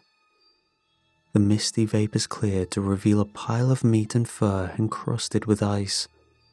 There was only one head visible, but I so badly wanted confirmation that there were two animals in there that I took a deep breath and reached in to try pry some of it loose. Some of it came away from the sides with a sound like duct tape, but no matter how deep I rooted in that mound of bone, antlers, and rock-hard flesh, I couldn't see a sign of the second deer. Had Dad really served everyone sick meat? Was that why Larry Sitkins and Mr. Straub and all those other people had killed themselves? The thought made me feel ill. I slammed the freezer shut and walked back to the door in a daze, trying with all my might to swallow the painful weight that settled in my gut. I had 1 foot outside when the freezer door rattled against the latch. The entire world spun around me. My heart sank and my skin froze in a sensation that was growing increasingly familiar. I turned to face the sound, both hands braced against the door, and watched as the latch slammed into the lock once more. The light inside the chest came on for the briefest moments, and I glimpsed thrashing fur and teeth. Then it happened again and again, and each time I saw bits of hoof and bone and strange musculature that frightened me so deep I fell down onto my ass and didn't even realize. When the latch finally gave way, the lid flew open and stayed there. Light poured out of the box, and I waited, breath held, for that thing to emerge, to come roaring out of sight and bear down towards me on unnatural legs. But nothing happened.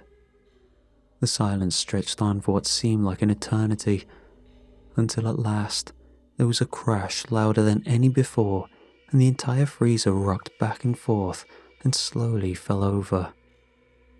The deer, or parts of it, fell out with a hard, wet thump. Bits of its chin and face shattered on the hard-packed ground, sending little shards of meat and bones skating across the floor on melting streaks of blood. Some of them even reached my feet. The thing inside moved with the sound of snow crunching beneath your feet, its thick neck and broken head twisting side to side, scanning the shed's interior with faulty eyes.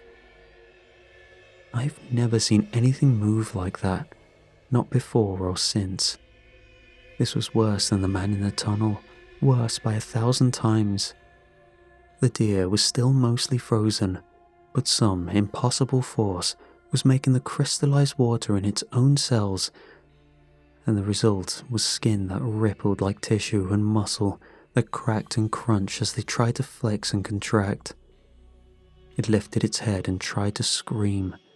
The breathy sound that left its fuzzy black lips made my heart start skipping beats while my bladder emptied. I couldn't help it, couldn't stop myself, and when I looked down and saw pieces of melting flesh starting to writhe and wriggle, I tried with all my might to stifle the cry building up in my throat, but it escaped as a desperate, high-pitched whine. The deer turned its head towards me with a violent swing, another breathy shriek, and then it began to thrash its stiff and frozen legs in a terrifying attempt to get closer. To say it had a predatory look would be inaccurate. Anyone who's seen a predator in action knows that nature is mostly indifferent when it kills. A bear tears into its prey with the same dull look of someone opening their McDonald's. Predators don't hate the things they're hunting. But this thing, I could feel its hatred, its malice. It was nothing like what I'd seen in my dad's eyes, or even the eyes of the man in the tunnel. But it had spent months in that box, hadn't it? This was the disease when you skipped 3 months ahead. Anger, hatred. Jeez, I couldn't even say if it was gonna eat me. That's what you think when you see a zombie, right? It's gonna try and take a big bite out of you. But this frozen clump of hair and meat and braying lips dragged itself across the floor with an expression like murderous rage. The look of someone ready to beat another living thing to death using its own hands if it had to. Unable to face it a moment longer, I dragged myself back onto my feet and fled, shutting my eyes as I entered the cold night air. I made it 3 steps before I slammed into my dad. It was like I'd run full speed into a tree. I bounced back and hit the earth, pain flaring up my coccyx as my father loomed over me. He'd felt cold for the brief moment where we made contact. My mind blocked out the sound of something hideous scrambling in the shed behind me, and the entire world narrowed until it was just the face of the man who raised me, looking down with pale, dead eyes. "Dad?" He swallowed, then briefly examined his hands. "I think I'm dead," he muttered, almost as if he was talking to himself. "When did I die?" I pulled myself up and grabbed his hand. He was cold, but his pulse was still racing. I could even see the veins in his forearms throb sickeningly. "Dad, are you okay? Dad? Dad, are you okay?" "They told me I'm sick," he said, his eyes gazing vacantly at the empty space behind me. "I think they're right, but there's more." He looked at me, the intensity of his gaze so powerful that I let go of his hand and took a step back. For the first time in my life, I was scared of him. "I'm not alone in here," he said, his voice pleading for help. Slowly, his expression twisted into a grotesque mask of agony and desperation. "Oh jeez, it isn't just me in here." I tried to move, but he was a big man, and his arms wrapped around me like steel bands. "Dad!" I cried, struggling to pull myself loose as he sobbed louder and louder. "Dad, jeez, you gotta let go, there's—" The shed door burst open. I managed to turn around just enough I could see what came out, and I felt an urgent terror crawling up my flesh. The deer had pulled itself loose from the freezer, and now it stood in the doorway on 2 legs. Its body looked all wrong in that posture, like when you twist the limbs around on a doll. Probably not far from the truth thinking about it. Dad didn't react, but I began to scream as the nightmare coalesced around me. My father gripping, holding me in place as that horrible thing lurched towards me on 2 legs. It moved like claymation or a puppet show gone wrong, but it was quicker than I feared. As each step brought it closer, I found myself losing what little control I had.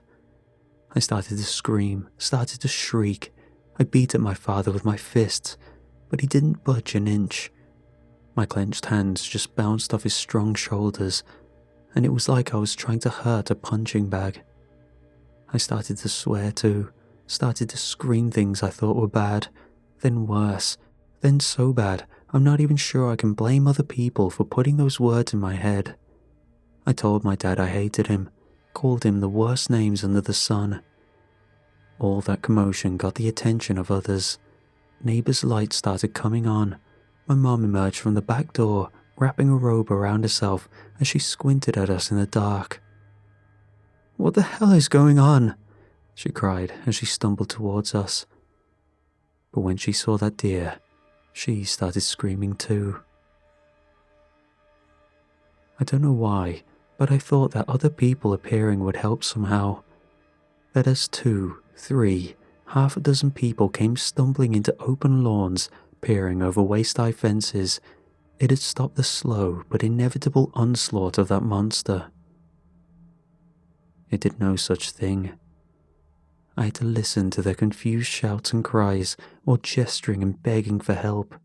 The entire time, the sound of the creature over my shoulder getting closer and closer. Meanwhile, my hands tried to pry away my father's thick arms, but each time I got leverage, he simply flexed and his grip tightened around me. He was muttering something the whole time, but I couldn't hear it. Finally, my mum screamed and ran, swinging an old rake at the space behind me. I heard the impact, the splintering of the wooden handle. Then she stumbled backwards, and I had to twist to get a look at the deer that was now just 6 or 7 feet away, the spokes of a rake still sticking out of its face. The monster looked right at me and opened its mouth, and I swear to God it was gonna talk. But right then someone shouted, "For the love of God, Alice, get away from that thing."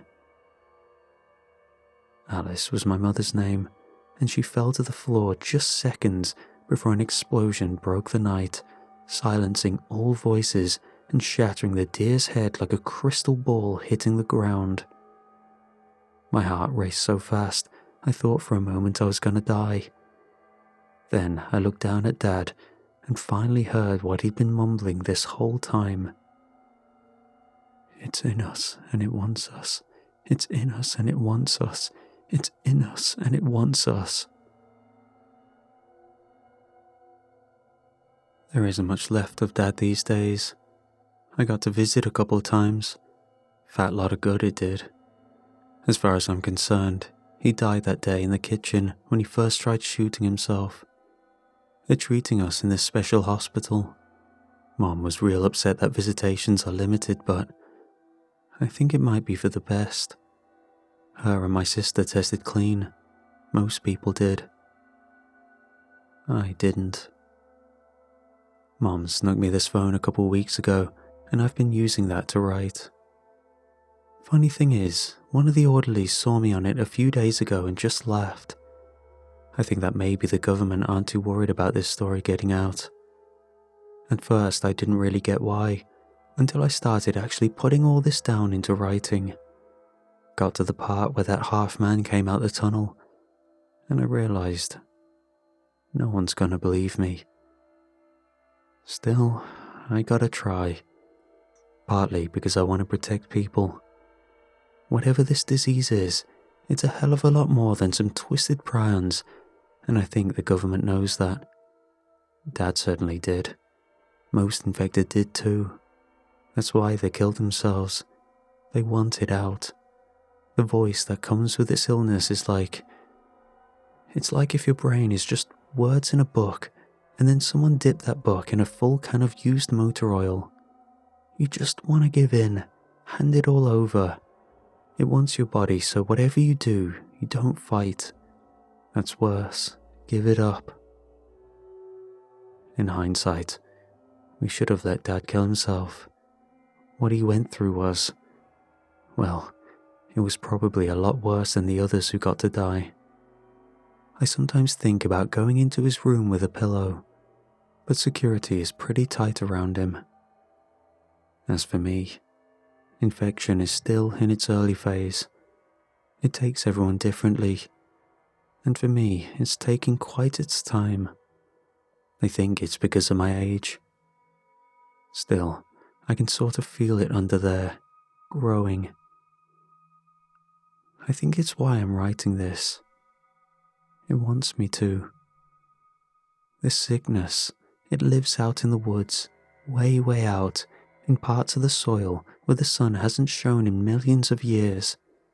It's old enough to remember a time you could walk from Appalachia to what's now called Glasgow, and it's been fumbling around out there in the brains of deer and other things. The sickness tells me this, tells me it's learning about this new world, tells me about how mine tastes. But most of all, it tells me it's getting closer.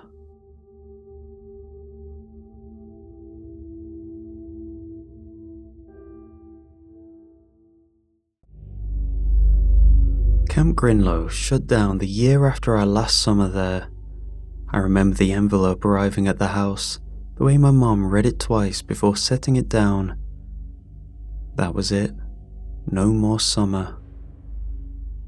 I met Max and Annie there. We were cabin 3 our first year, packed in tight with 5 others, none of whom we talked to anymore. We weren't friends right away. Max never shut up. He had a comment for everything and laughed hardest at his own jokes, which I found annoying. Annie was a nerd. She knew all the counselors' names by day 2. One night, Max and I snuck out during rest hour to pull a prank on cabin 7. Annie caught us slipping out and followed. We got halfway there before a flashlight beam caught us across the clearing. Max bolted. I froze. Annie stepped in front of me and said she had dropped a bracelet somewhere near the trail and we were helping her look for it. The counselor bought it, and we didn't get written up. Then, we became close friends. After camp, the 3 of us kept in touch. We borrowed our parents' phone, sent letters, and eventually got our own phones. For a while, we barely saw each other. Then we ended up at colleges close enough to take a train. After that, it just stuck. Max found a clip of drone video of the camp on a hiking channel and sent it to our group chat. The place looked gutted. Most of the cabins were collapsing and the docks were reduced to their frames. My stomach dropped. All the things that made the place feel alive, campfires, night hikes, the games we played, were gone. My phone buzzed with a message from Annie. I kinda miss it. You miss cold showers and sunstroke, Max replied. I miss what it was like being there, she wrote, with you two. The chat went quiet after that. I typed something and deleted it. A few minutes later, Max replied with, We should go. Annie replied, Seriously? Yeah, why not? One night, camp like we used to. I thought Max was messing around. Then I thought about it, and didn't hate the idea. We'd had fun there as kids, so why wouldn't we now? Going back as adults felt strange, but also kind of exciting. Can we just do that? I asked. Yeah, why not? We've still got tents, still know how to build a fire. Bring some marshmallows, tell stories, play the old games, he replied. There was a long pause, then Annie sent, Fine, but if it rains, I'm sleeping in the car. And that was that. As I pulled up, I noticed Annie. Her car was already pulled up off the gravel loop when I arrived, parked just far enough from the overgrowth to keep her tires clear. She was out of the car, arms crossed, lips pressed. I waved through the windshield, parked beside her, and stepped out. The air was cool, and there was a slight breeze that blew through. You're late, she said, not looking up. You're early, I grinned. She gave a half smile. Maybe I just won the race here. The trees had crept in closer than I remembered. The old sign that used to say Camp Grinlow in thick green letters was just a frame now, dangling splinters. Annie strolled over to the pit where the bell used to hang, poking at the weeds with her foot. You checked the cabins yet? I asked. She shook her head. By myself? No way. I figured we'd do it together. 10 minutes later, we heard the crunch of tires and Max's car rounded the bend. He parked crooked and got out, already chewing gum and wearing a huge grin. Took the scenic route, he said, slamming the door. And by scenic, I mean I stopped twice because I thought I saw a bear. One was a stump, One might have been a bear. You brought the tent, right? Annie asked. He patted the trunk. And snacks, and an old speaker. He looked around, nodding slowly. Weird how it feels smaller. It's not, I said. We're just bigger. Speak for yourself, Max said, adjusting the waistband of his shorts. I peaked in 8th grade. We know, Annie joked. We started toward the fire pit, catching up on each other's week. The trail was still there, but the trees leaned in low, branches low enough to catch his shoulders. Annie walked ahead of us, eyes on the ground, stepping over roots. To the left, the mess hall looked worse. The windows were gone, and it was missing a door. It was strange seeing it all like this. When we were kids, this place felt permanent, like it would always be waiting for us, just as we left it. But now, the buildings sagged under their own weight, paint stripped by years of weather and abandonment. When we reached the fire pit, it looked almost untouched. The benches had sunk a little, but were still there. The stones were scattered but familiar, scorched black the way we remembered. Still here, I said. Max dropped his bag beside a bench and stretched his arms overhead. Not bad. I thought we'd be pitching tents in a field of used needles.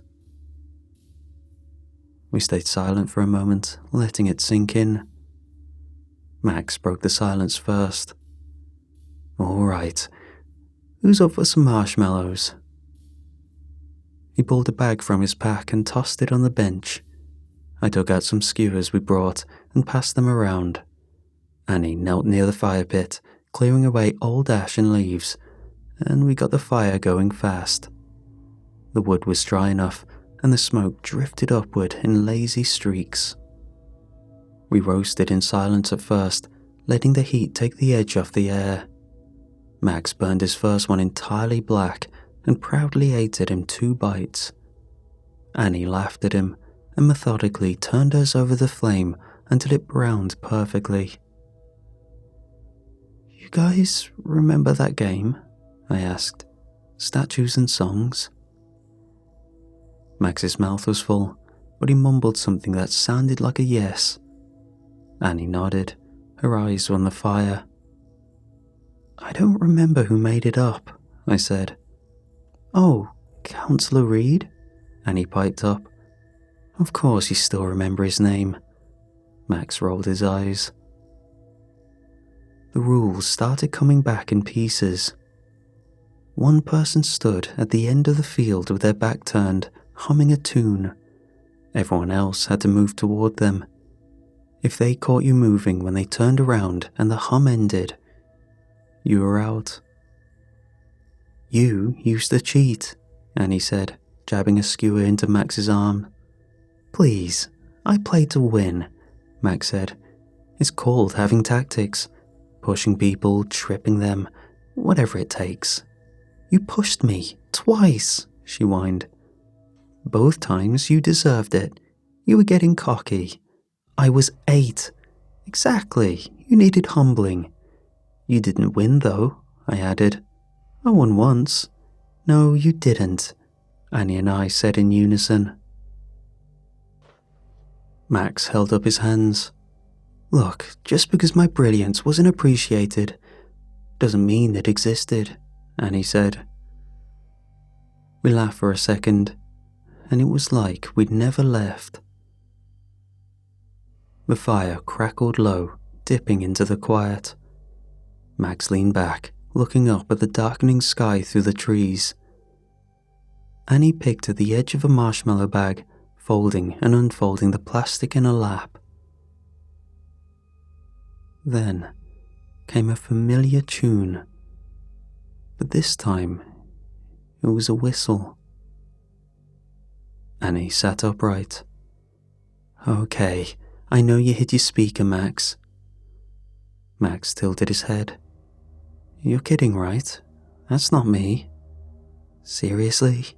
I asked. You didn't cue something up on your phone? He held it up. Battery's almost dead. Been saving it. We all turned toward the trees where the sound had come from. The tune came again, the same rhythm we'd been talking about. Max gave Annie a look. You didn't rig something? Some timer or remote thing? She scoffed. Do I look like I brought a fog machine too? You brought back up marshmallows, he said. Anything's possible. He looked from one to the other, then grinned. All right, why don't you plan this? Fess up. Annie snorted. If I went to that much effort, I'd be filming your reaction. Then it's you, Max said, pointing at me. You've been quiet. Not me, I said. I figured it was you. We stood there for a moment, the whistle drifting through the trees again. Should we play? Max said with a smirk. We might as well. Annie raised an eyebrow. You're serious? What, are you scared? He grinned. No, she huffed, brushing past him. I just don't want to humor your prank. We stepped into the clearing. It hadn't changed much. The same wide circle that funneled into a straight path into the trees. It was marked with half-buried stones, grass pressed low in patches. Max rolled his shoulders like it was warming up for a race as we walked forward toward the sound off in the trees. Then the whistling stopped, and we froze in place, grinning like idiots. Annie glanced over her shoulder and mouthed, Still got it. Max had one foot lifted in the air. This is weirdly fun. A second later, the whistle started again, and this time we sped walked. Max bumped into me while trying to get ahead. Annie was already a few strides ahead of both of us. Her braid bounced off her back with each step, arms pumping like she was taking it way too seriously.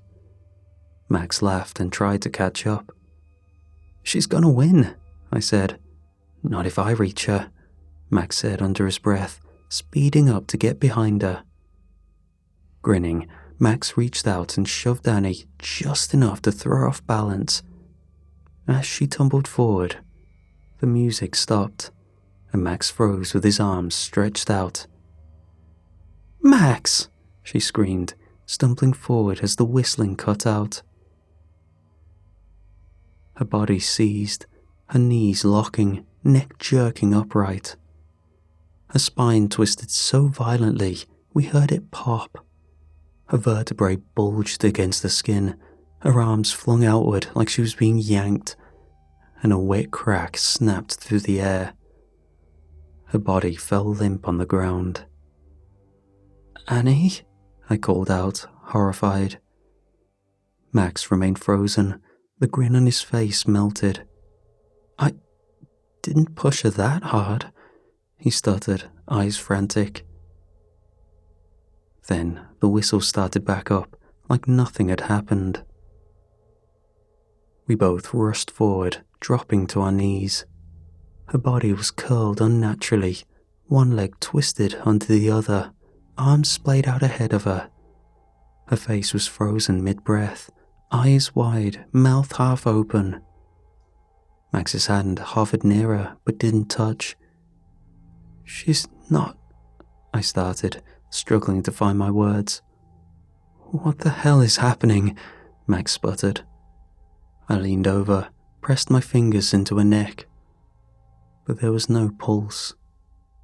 I didn't know what I was expecting.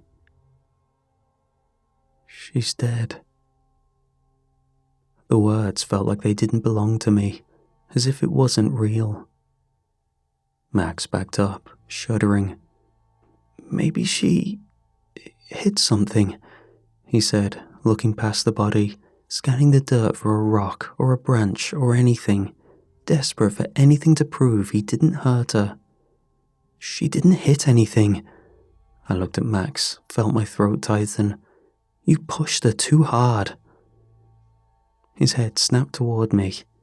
It was a joke. No, it wasn't. My voice shook. You killed her. His mouth opened, but nothing came out. I watched it land on him all at once, the guilt, the weight of what he did. His jaw clenched. He looked down at her again and backed away, like distance would undo it. "You always had to win," I spat, "even now." The whistling stopped again. We both froze instinctively, breath stalled halfway in our throats. Annie's body was inches away, broken and bent. I couldn't look directly at her. I could hear Max swallow hard, chest barely rising. His hands were clenched at his sides, knuckles pale. The air buzzed with pressure. I felt it in my spine, in the tension creeping up my neck. Every second stretched longer than the one before. Then, the whistling returned. Same melody, same distance, carried on the wind like none of this had happened. My breath came out sharp, and Max broke. He took 2 steps back, fists in his hair, eyes wide, like they were trying to blink away what we were both seeing. No. This can't be real," he began.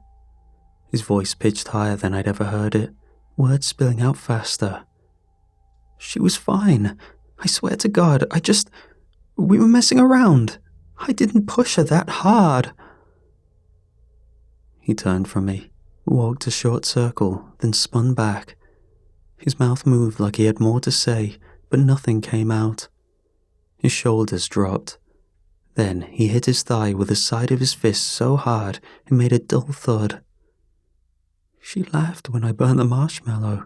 I was going to give her grief for it later." He looked at the clearing, then at me, and then up into the trees. "We were supposed to hang out this weekend. That's all, not this." He swallowed, wiped his face roughly with both hands, and took one glance at Annie's body. Then he turned and said, "Screw this. I'm not doing this." "Max, no," he snapped. "I didn't hurt her, I swear." He turned and started walking back toward the campfire, fast. Just as he stepped over the stone edging, his body arced hard, like something yanked upward from his spine. The twist was fast, and his feet lifted from the ground as his back contorted violently. There was a low crack, then a snap. Max's arms flailed once, then dropped. His legs folded in on themselves. He hit the ground. I screamed, still crouched over Annie. He landed face down, limbs crooked. From where I sat, I could see the base of his neck bent too far. I blinked hard, stared through the flickering light at the edges of the fire where his body lay, crumpled and slack, and realization washed over me. He hadn't killed Annie. The way she fell and twisted, there was no way that he did that, especially since he met the same fate as soon as he left the game boundaries. Fear sent pinpricks of electricity through my body, and an ominous feeling washed over me. Whatever this was, it wasn't natural, and it had something to do with the game and the whistling. If I wanted to survive, I had to play. My hands, my back, my legs, all of me trembled. When the whistling started back up, it scraped across my nerves. I could still hear Annie's voice in my head, Max's laugh. The bodies weren't even cold, and I was already thinking like I was the only one left. I pressed my hands into the dirt and begged myself to keep breathing. This was real. This was happening. And I had to finish it. I held my stance. Every part of me wanted to run, to curl in on myself, to scream. But the rules were clear. I couldn't move. It stopped, and it felt like the pause dragged out. My knees were tight. I blinked once, slow and dry. Then, the whistling started up again. I forced myself up and started to take shaky step after shaky step. The distance between me and the whistling shrank. I could make out a figure in the dark distance, its arms hung low and close to its sides. The space between us was still wide. I didn't know how many rounds there would be or how close I had to get, but the thought of making it all the way forward, reaching out and placing a hand against the thing's body, felt impossible. But that was the rule. You reach the host and touch them. That's how you won. That's what I had to do.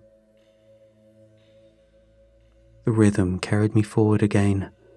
I moved with it, one step at a time, every shift of weight deliberate, every breath matched to the space between each whistle. I was getting closer now. The thing ahead had shape. The dim glow of the campfire passed through uneven slits carved deep into its chest, casting faint beams into the undergrowth. Every time it exhaled, a thin column of air passed through those holes, and the whistle came with it. I felt it scrape along my spine. My eyes kept drifting to the lines of its body, the exposed ribs, the stiff posture, the way it stayed fixed in place, like it was waiting for me. I tried not to think about the final rule, that I'd have to touch it. Then, my heel struck something, maybe a root or a stone, buried just enough to catch the edge of my foot. My balance pitched, my arms shot forward, but I was too slow. My ankle rolled underneath me, and I landed hard on my knees and hands. Pain surged up my leg, the ground pressed into my palms. The whistle cut out.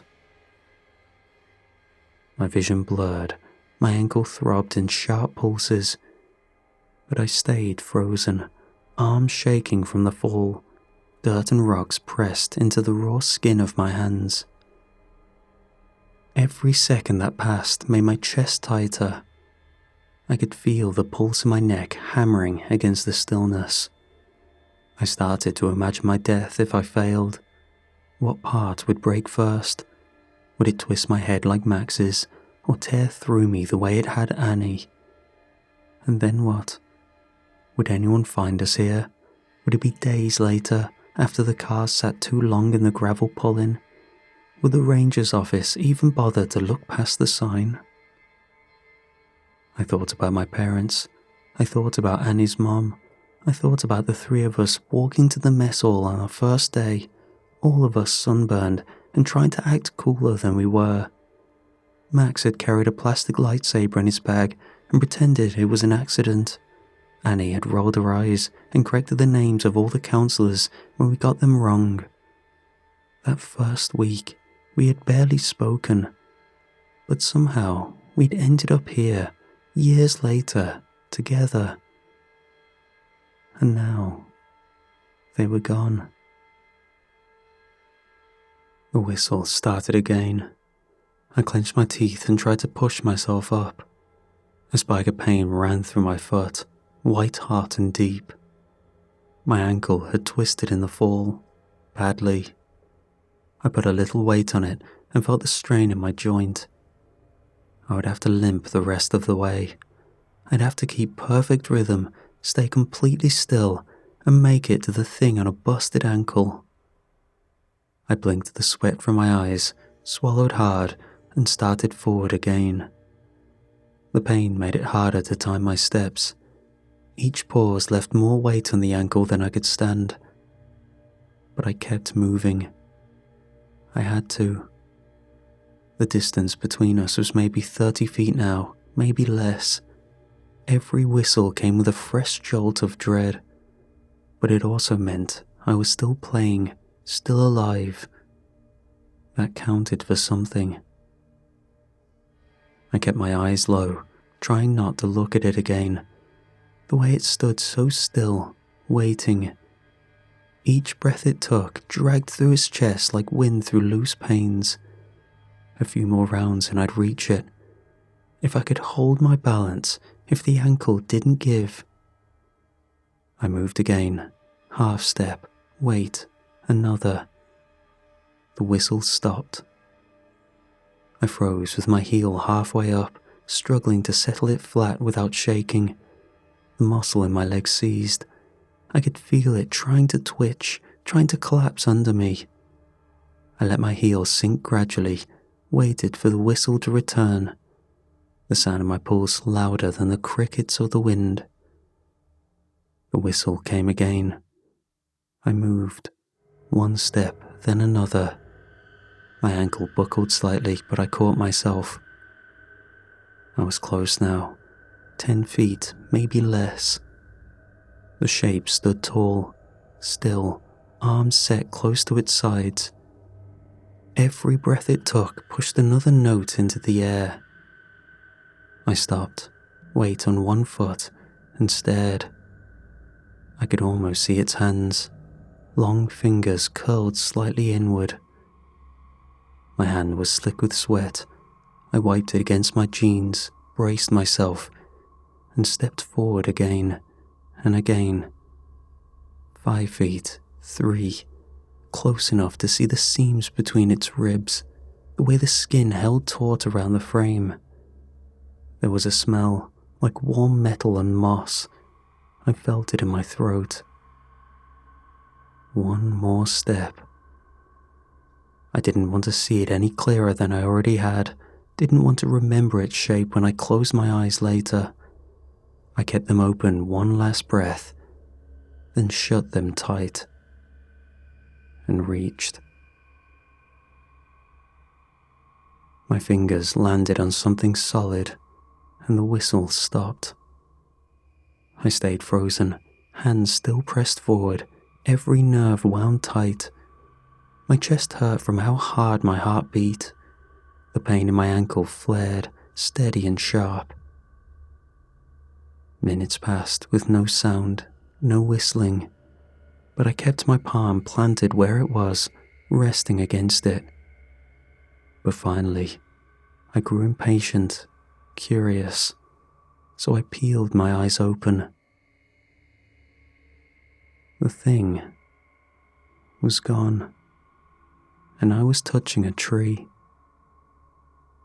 It took a few seconds for it to register that it was just a trunk, tall and rough and solid, nothing strange about it, no gaps in the wood.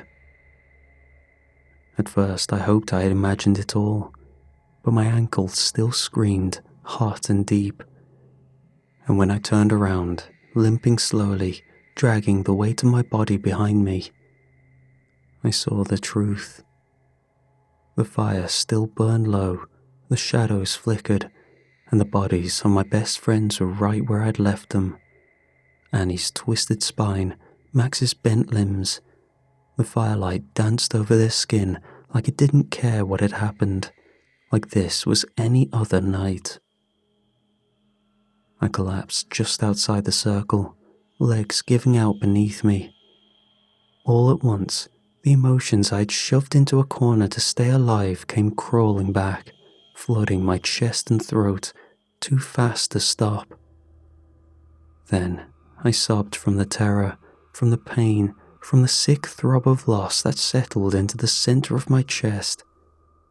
I cried for Annie and Max, for the marshmallows we didn't finish, for the game we never should have played. I cried because I lived.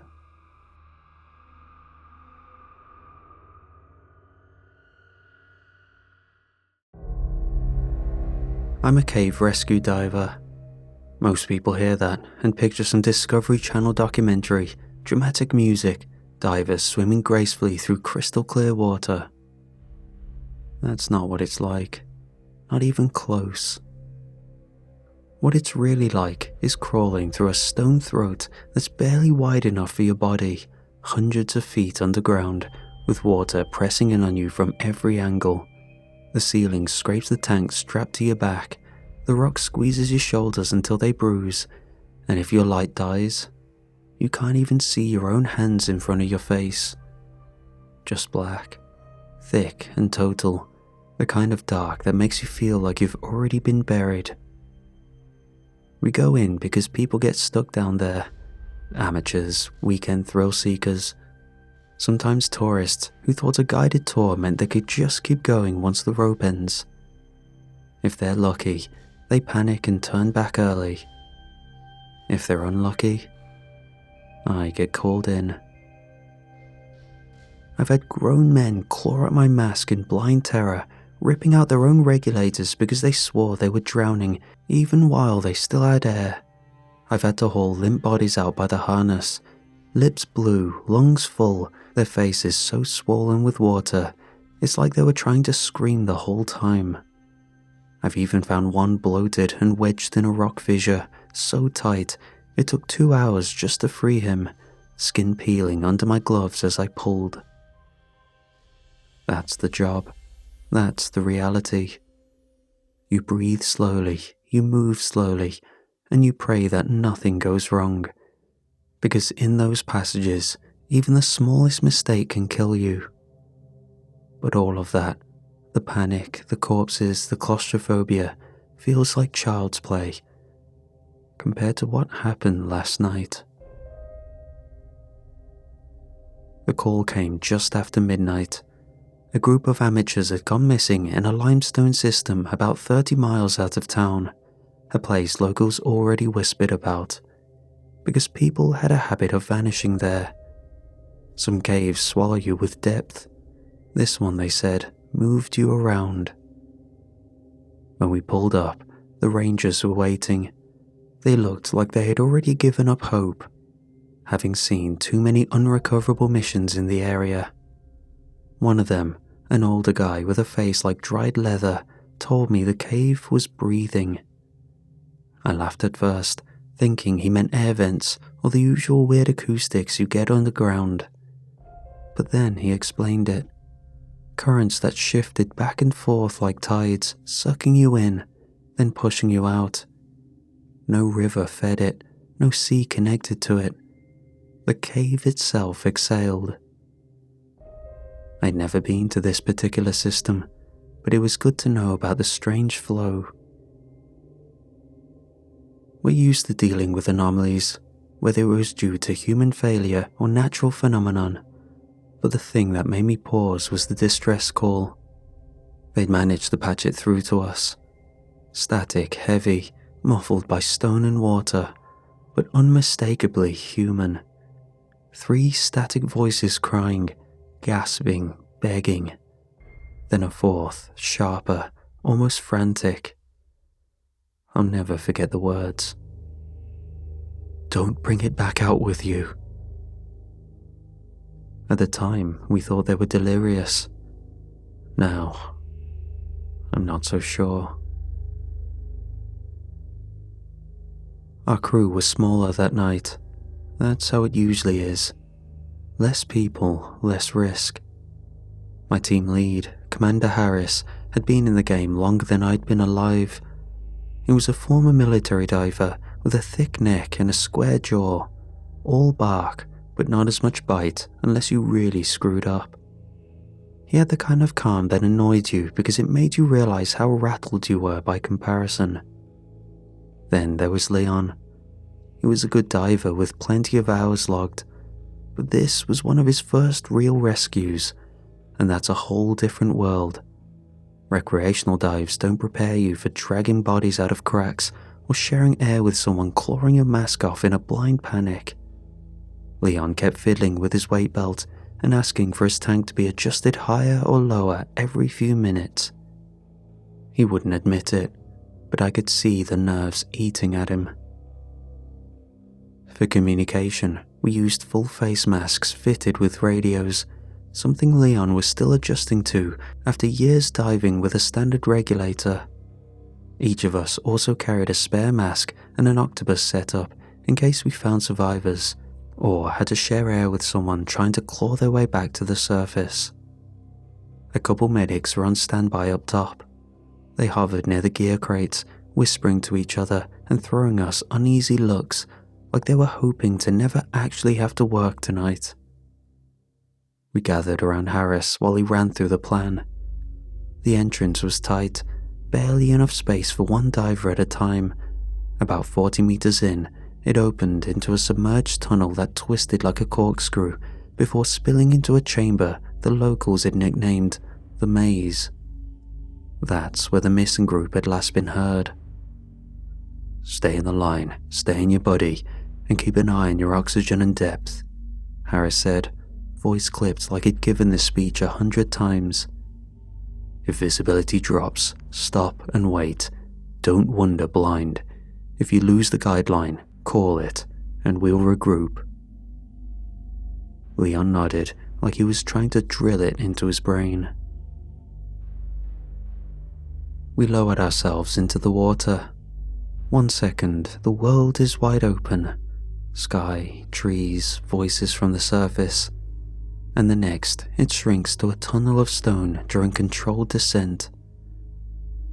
The limestone swallowed me fast. My light barely cut 10 feet in front of me, just enough to paint jagged rock walls and the swirling cloud of silt stirred up by my fins. The ceiling pressed low, close enough that my helmet scraped once, twice, the sound grating in my ears. My tank banged against the rock when I turned too sharply. Every clang was a reminder that there wasn't a centimeter of space to waste. I slowed my breathing. Long, careful intakes. If you let your pulse spike down here, you'll empty your tank in half the time. I counted the bubbles as they rose, each silver sphere flashing against my light before vanishing into the dark above. The guidelines stretched ahead, taut and reassuring under my gloved fingers. Leon was behind me, Harris bringing up the rear. We moved like a chain, slow, steady, deliberate. The entrance funneled down until there was barely enough space for me to slide through. A slit of rock, sharp and unwelcoming, just wide enough for my shoulders if I turned sideways. I pushed in and immediately felt the cave close around me. Stone pressed on both sides of my chest, the ceiling scraping the tank so hard it rang in my ears. My knees dragged, my belly ground against the floor. There was no room for my arms to move, just one hand forward, then the other, pulling myself along the guideline. Halfway through, my fin caught. A sharp tug stopped me cold. I tried to kick gently, but it only wedged deeper. For a moment, I was pinned. My whole body jerked, and the tank banged against the ceiling. That's when the panic tried to rise. The thought hit hard and fast. If I get stuck here, I'll die here. No room to turn, no space to back out, just stone pressing from every direction and a tank slowly running dry. I forced myself to exhale, slow, controlled. My chest shrank just enough to wriggle forward, scraping raw skin against the limestone. My movement caused the silt out. My light vanished in a choking brown cloud, and the squeeze turned into a blind coffin. No up or down, just black water and rock crushing in. My heartbeat filled the mask. And in that dark, with my body locked tight, something touched me. A smooth drag across my shoulders. It wasn't rock. Something moved. For a second, I thought Leon had caught up, reaching out to steady himself. But Leon was 30 feet behind me. Harris was farther still. No one else could have been there. The squeeze spat me out into a chamber big enough that I could finally stretch my arms without scraping bone. My light cut across black water and pale stone, the air above just out of reach, trapped in small pockets that clung to the ceiling. For a moment, I let myself breathe deeper, grateful for the space. My shoulders ached from grinding through the tunnel, and my mask hissed like it was mocking the relief. I swept my beam across the chamber, tracing the walls. That's when I saw them. Gouges. Long, curved lines carved deep into the limestone. I thought they were natural striations, erosion maybe, but the edges were too smooth. They looked fresh, marks you'd expect from metal dragged hard against stone. "Harris, Leon, I've got marks down here," I said into the comms, my voice tinny in my own ears. Static swallowed the channel for a moment before Harris's voice came back, calm as ever. "Copy that. Could be old. Keep moving. Stay sharp." I wanted to believe him, but the gouges looked too clean. I tried to reason it out. Maybe old dive gear had scraped against the walls, a careless fin, a tank valve banging around, but we were too far in. Recreational divers never made it this deep. You don't get gouges like that in a place only rescue teams ever reach. I drifted closer, my fingers brushing the nearest mark. It was wide enough to fit my thumb inside, the stone cool and strangely polished at the edges. Then I heard something. Knock. The sound was sharp, deliberate, like stone on stone. It echoed across the chamber in a hollow rhythm. Knock, knock, knock. I froze. My light cut circles through the water, searching for Harris or Leon. The line was still taut in my hand, no sign of movement behind me. The knocking came again, slow, even. It took me a moment to realize the sound wasn't coming from the walls at all. It was coming from beneath me. I followed the line deeper into the chamber, the beam of my light cutting narrow cones into the dark. The water was cold here, still and heavy, like the cave itself was holding its breath. Then, I saw him, the first of the missing group. He was jammed half into a fissure in the wall, body twisted unnaturally, helmet angled sideways as though he tried to force himself into a gap too small to escape through. I drifted closer, careful not to stir the silt, and the details hit me all at once. His mask was flooded, his eyes stared white and swollen, lips peeled back over his teeth. But it was his suit that froze me. Deep scratches tore across the neoprene. Dozens, long, raking grooves that cut all the way through the fabric underneath. His helmet, too, was scoured with the same marks, carved across the visor in jagged arcs. I've seen panicked divers claw themselves bloody trying to escape. I've even seen the desperate scrape off fingernails on stone where someone tried to wedge themselves free. But these weren't frantic scratchings. They were too deep, like he'd been seized and dragged backward into the dark. I swallowed hard and forced myself to work. You don't think down here. You just act. "Command, I've got one body," I said into the comms, voice flat. Static rasped back, then Harris's voice cut through, low and measured. "Copy. Secure him if you can, otherwise mark and move. Survivors first." I pulled the body bag from my pack and slid it open, fingers numb inside my gloves as I maneuvered him out of the fissure. He was limp, heavy, one arm floating grotesquely behind him like he was waving. That's when I felt it.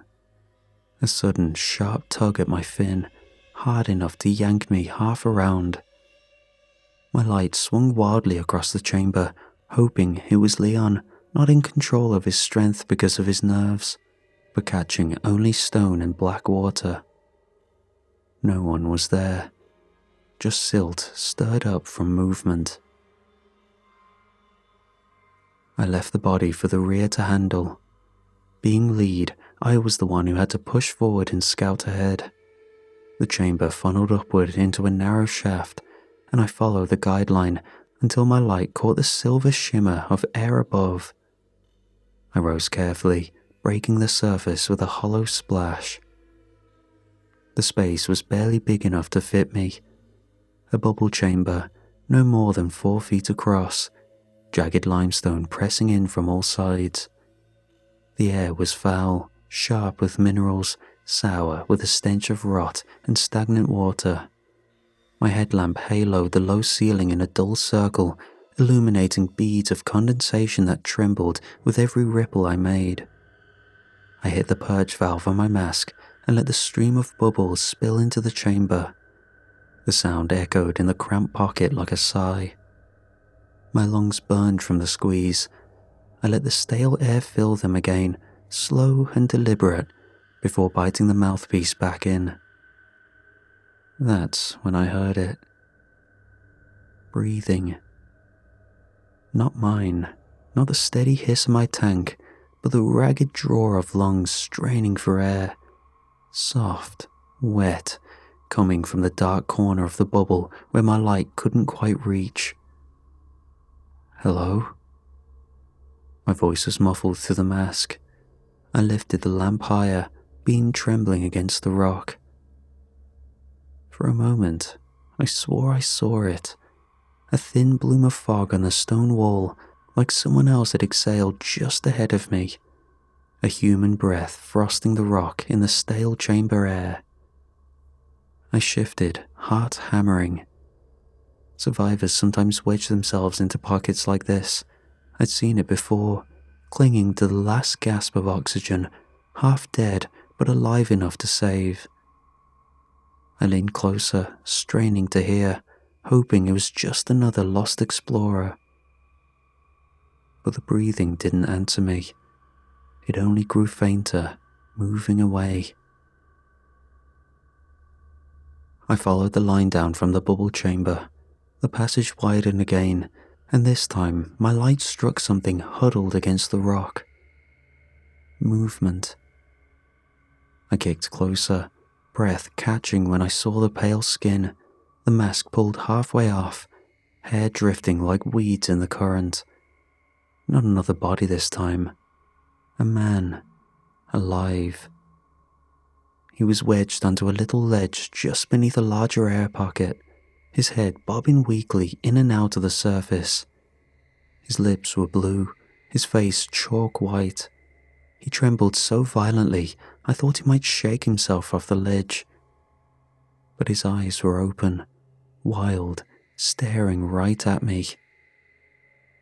Relief hit me so hard it almost buckled my knees. This was it. This was the breath I'd heard, the fog on the rock. I'd found him. He was the reason I'd come down here. I lifted my lamp higher, signaling, trying to coax him forward. He flinched away from the light, pressing back against the stone. His teeth chattered so hard they made a dull clicking sound against his mask. I surfaced beside him, mask off. "You're right," I said, trying to sound calm. "I've got you. We're getting you out." He shook his head furiously, eyes rolling. His lips moved, at first too soft for me to hear over the dripping. Then I caught his words. "It followed us in." His voice was a rasp, broken and wet. "It doesn't let go. Don't take me back out." A shiver ran through me. Half hypothermic, I told myself, delirious. That's what happens when you're starved of warmth and oxygen. The brain eats itself. You can't take their words at face value.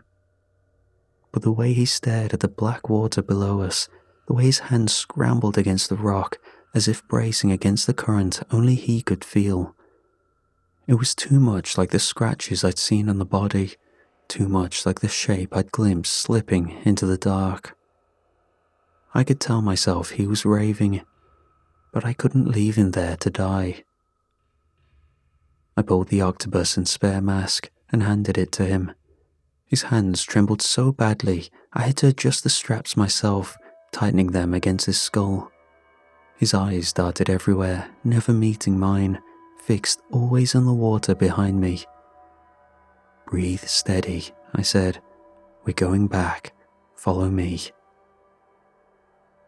The moment I eased him into the water, he tried to twist away, kicking weakly toward the ledge, as if he'd rather starve in that pocket than leave it. I had to grab his harness and yank him along the guideline, forcing him forward. He thrashed once, twice, then his limbs faltered, too weak. His movements turned sluggish, exhausted, and at last he floated behind me, tethered to my grip like a dead weight. I kept us moving, hand over hand on the line, one slow kick at a time. My breathing sounded too loud in the mask, every hiss and exhale bouncing in my skull. The survivor's regulator rattled in his teeth.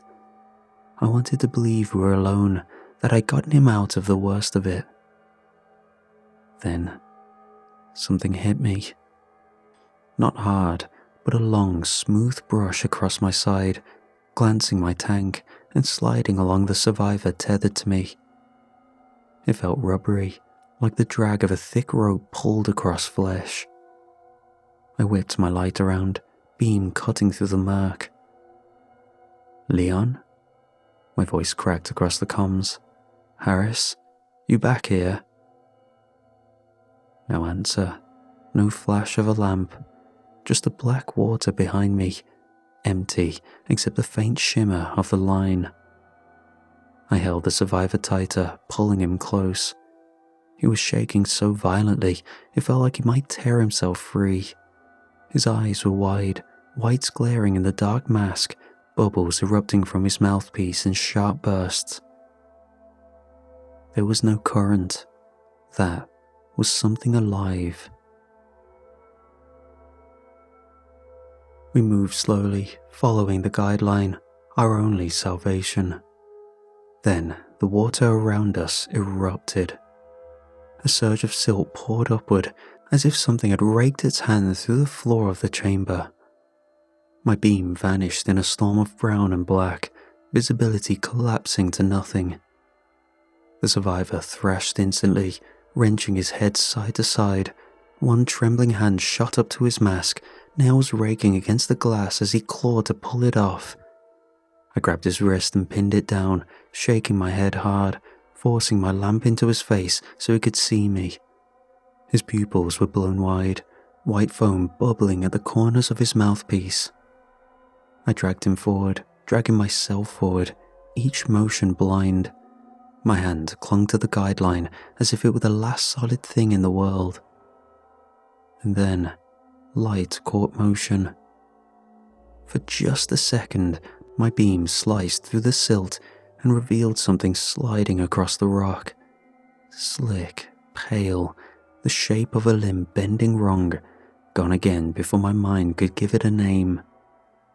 I swung my light the other way, another glimpse farther off, something gliding fast, skimming the wall just out of reach, too big to be a fish, too fast to be a diver. My chest seized. My brain wanted to call it a trick of the silt, a hallucination born of panic. But the survivor's muffled scream vibrated through the water, and I knew he'd seen it too. It wasn't just following us, it was circling us. We pushed forward, hand over hand along the guideline. The survivor sagged heavy in my grip. He wasn't helping anymore, just dead weight dragged behind me, shuddering with every breath. That's when my beam caught the white shimmer of another mask ahead. Relief surged through me so sharp it hurt. Leon. He must have come in after me, ready to haul the first body back while Harris stayed at the entrance. His silhouette hovered by the line, one hand braced against the rock as if waiting. "Leon!" My voice cracked across the comms, raw with adrenaline. "I've got one alive!" No answer, just static.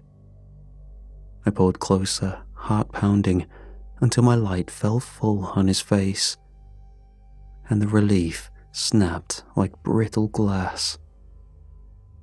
Leon floated there in the line of my beam, mask half-flooded, eyes clouded, mouthpiece slipping from his lips. His suit was raked with the same gouges I'd seen on the first body, long, tearing scratches that cut deep across his chest and arms. He looked fresher, not yet swollen, like it had only just happened. It was reminiscent of the state I found the first survivor, only more raw. The survivor saw him too. The moment his gaze landed on Leon's body, he bucked hard against me, thrashing so violently the spare mask nearly tore free. I clamped down with one hand, cursing into my comms. And then... knock. The sound rolled through the chamber, sharp and hollow, beating against the stone. Knock, knock, knock. Each one in perfect rhythm with my pulse. The survivor lost it. He clawed at me, his scream bubbling from the mask in a high-pitched whine that stabbed through the water. His panic was like blood in the water. It drew attention. The darkness moved. Something slick and pale surged past, fast enough that the water shifted around us. The survivor jerked suddenly, yanked half out of my grip, bubbles exploding from his mouthpiece as his body snapped taut in the current of something pulling. I lunged, grabbing his harness, fingers slipping on the wet nylon. My lamp cut wild arcs through the silt, catching only fragments. A curve of flesh, an arm-like shape bending wrong, long fingers brushing stone as it circled back. The knocks kept coming, louder, closer, hammering in my chest, until I couldn't tell if it was the cave or my own heart about to burst. We had to move. I kept one hand locked on the guideline and the other gripping the survivor's harness. He fought me at first, kicking, thrashing, just enough to stir the water into choking clouds of silt.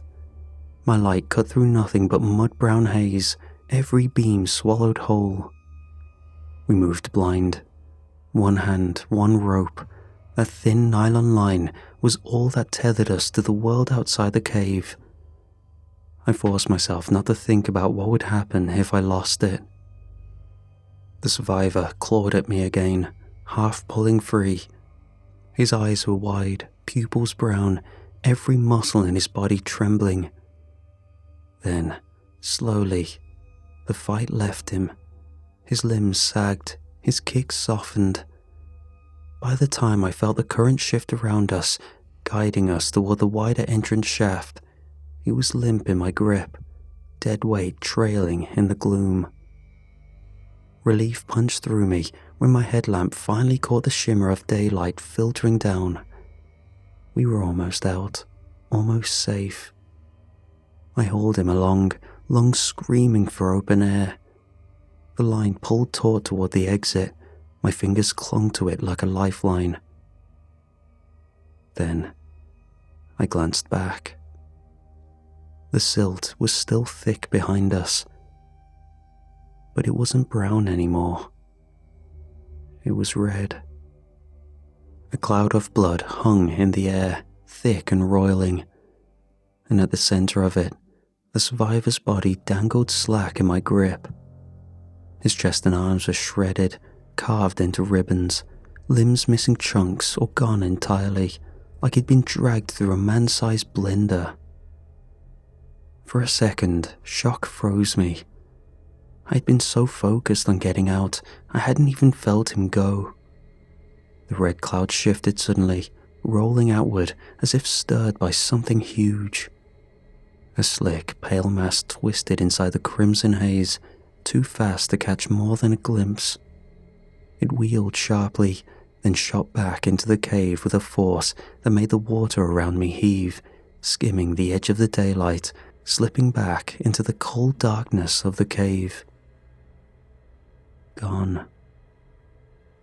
All I had left was the survivor's ruined body in my hands and the blood cloud blooming like a warning.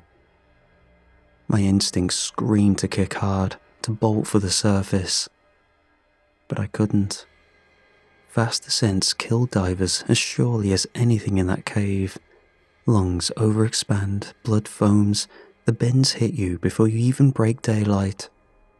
So I force myself to slow down, eyes focused upward. Looking back would only be a reminder. My hands clamped around the survivor's shredded harness. I began the climb, inch by inch, breath by breath. The dead weight dragged behind me, body torn to ribbons, limp as a doll. His head lolled, bubbles dribbling from the regulator as if he was still breathing. My light caught flashes of him with every kick. Shredded neoprene, pale skin through the rips, blood still feathering into the water like smoke. Every pause felt like a punishment. I counted the seconds, listening to the pounding in my ears, and stared into the black below, half expecting another pale limb to surge out of it. Only when the depth gauge finally crept into the green did I allow myself to ascend the last stretch. The lights of command glimmered above, blurry through the water, close enough to touch. I hauled the ruined body with me, lungs aching, and prayed nothing followed us the rest of the way. I broke the surface, screaming into the comms. Not calm procedure, just everything at once. Leon was gone, the survivor was torn apart, another was already dead, something in the cave was moving. By the time command dragged me onto the bank, I was still spitting water, slipping blood from my dive suit. Medics tried to haul the survivor's remains away, but there wasn't much left to take. The higher-ups didn't believe the details. Not the hand I saw in the dark, not the knocks that taunted me, or the pale shapes circling us in the silt. But they didn't have to. The blood cloud and the bodies told their own story. That cave was a death trap. By morning, the order came down to seal the entrance. Every connected shaft in that limestone system was marked for closure. Too dangerous, they said, too unstable. I didn't argue. The part I can't explain, the part no one talks about, is Harris. He followed me in after Leon, but never came back out. No body or signal. Just gone, swallowed whole. Officially, they've got him listed as MIA. Unofficially, I know better. I still work in cave rescue. It's all I know. But things changed after that night. In the future, if I see deep gouges carved into the walls, if I hear currents shift without reason, and knocking I can't explain, I won't push forward. I won't call for backup.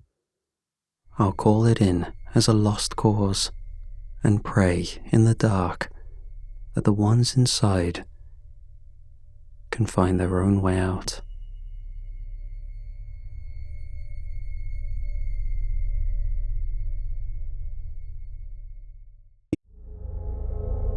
The first dart sank clean into the bear's shoulder.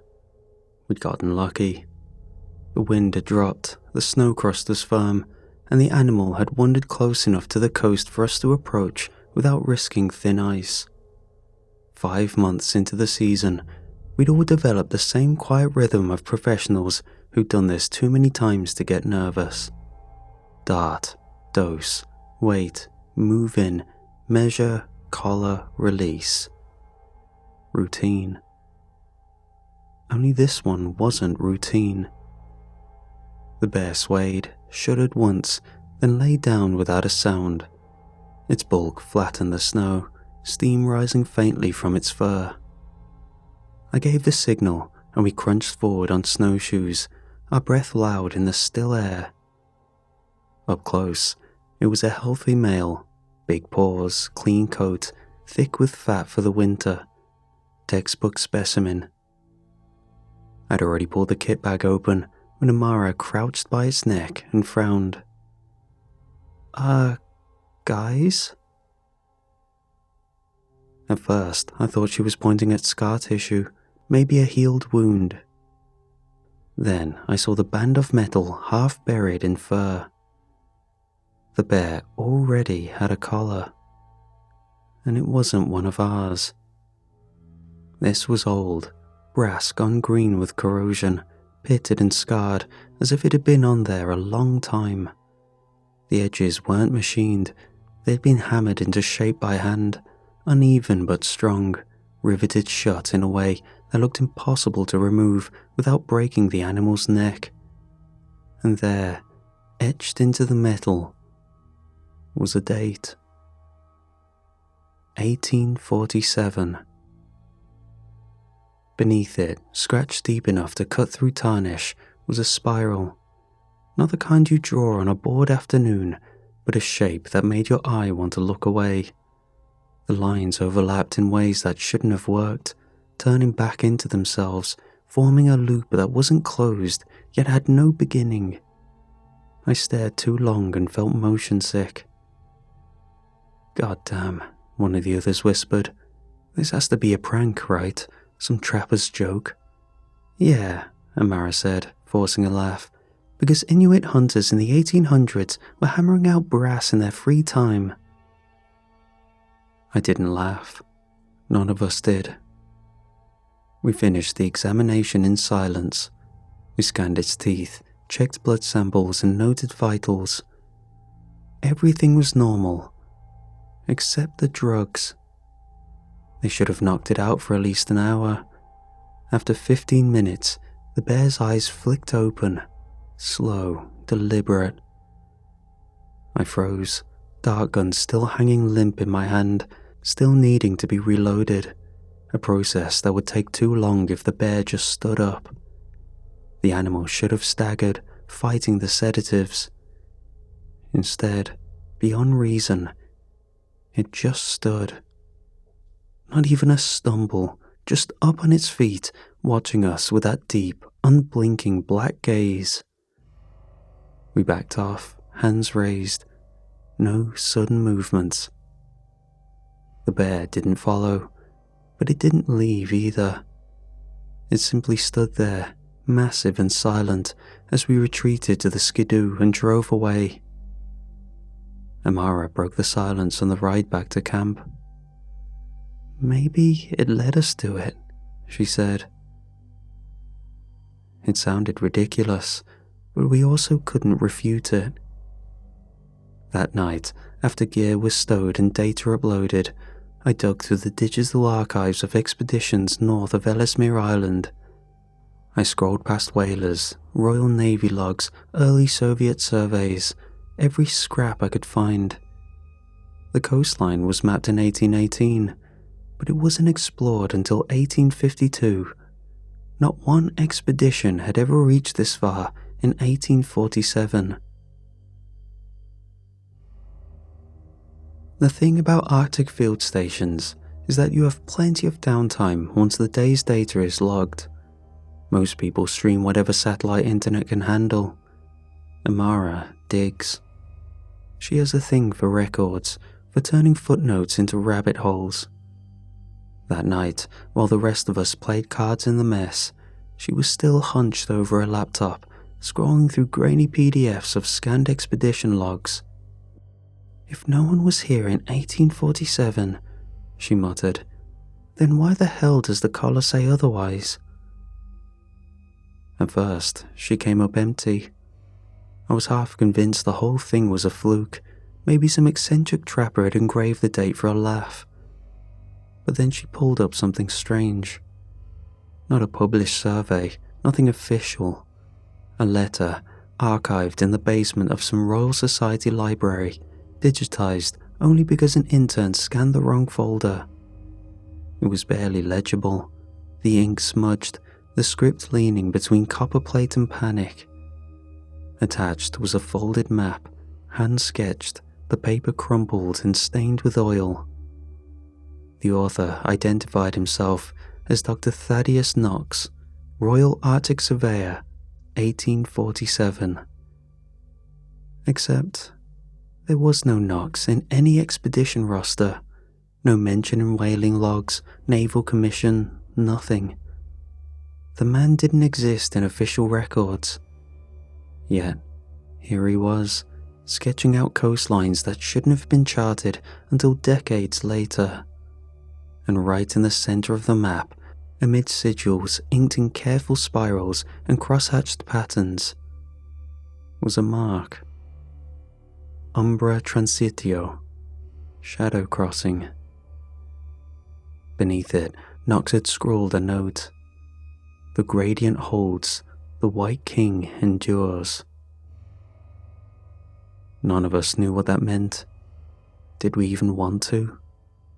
But when Amara overlaid the coordinates onto modern charts, the result was chillingly precise. It matched the stretch of flat sea ice we'd flown over a dozen times, featureless, empty, nothing but wind-scoured snow and pressure ridges. I asked the obvious question. If this place is just ice, why mark it at all? Amara didn't look up from a laptop. Maybe he wanted someone to come back. The next morning we packed light, just emergency gear, food rations, and a couple of sled-mounted drones. The plan was simple. Quick flight out, confirm the site, and if it was a bust, we'd have wasted nothing but fuel. The mood was sharper than usual though. No one said it out loud, but we all felt it. That sense you get before a storm, when the air hangs heavy. Every time I glanced up from my pack, I caught Amara watching me, as if she were gauging whether I'd back out. When I stepped outside to secure the equipment cases, I froze. On the horizon, half a mile out, a dark shape sat on the snow. Massive, motionless. The same bear. The collar gleamed faintly in the dawn light. It didn't move as we loaded gear, nor when we hauled the sleds to the strip. But as the propellers roared to life and the plane nosed upward, I looked down one last time. The bear was still there, unmoving, its head tilted back, eyes fixed on the sky.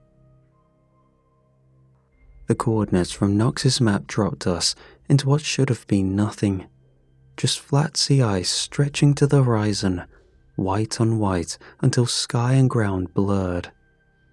From the air, it looked like we were chasing a ghost. But as the plane dipped lower, Amara leaned against the window and swore.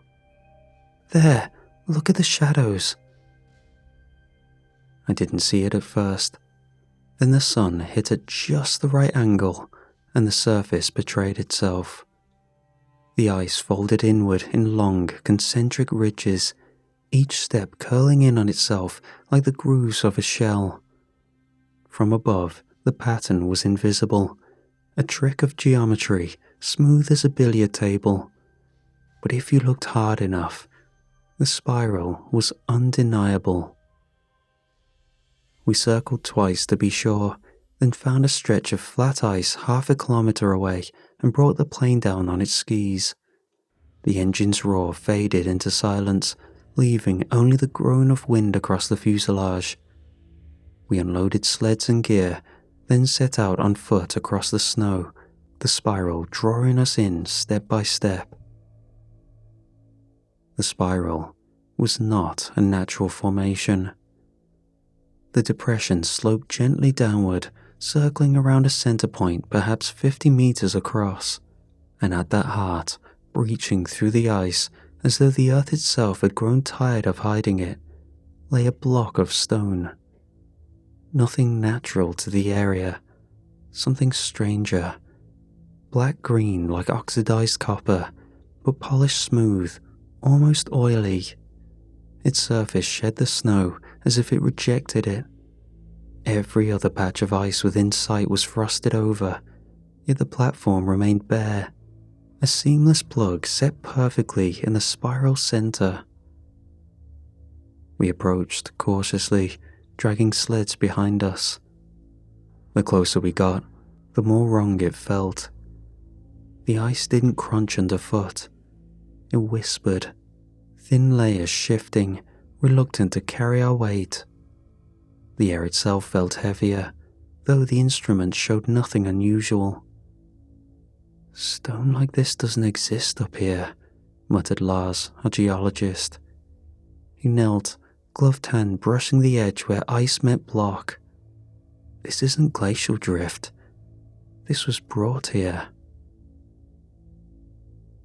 None of us replied. The idea of placement, of someone hauling this slab here so long ago, was too large to say out loud. We made camp at the edge of the depression, tent set against the wind. I tried to write notes that night, but found myself staring at the platform through the fabric of my tent. It looked smaller by day. At night, beneath the shifting green wash of the aurora, it seemed immense, like the spiral wasn't carved around it, but rather out from it. That was when Amara called softly from outside. The bear was back. It stood on the far side of the depression, higher up on the spiral ridge, still as a statue, watching us. Its brass collar caught the aurora's light, gleaming faintly green. I felt my stomach lurch. We had flown nearly 40 miles from the tagging site. Bears often wander the icy plains, hunting or resting.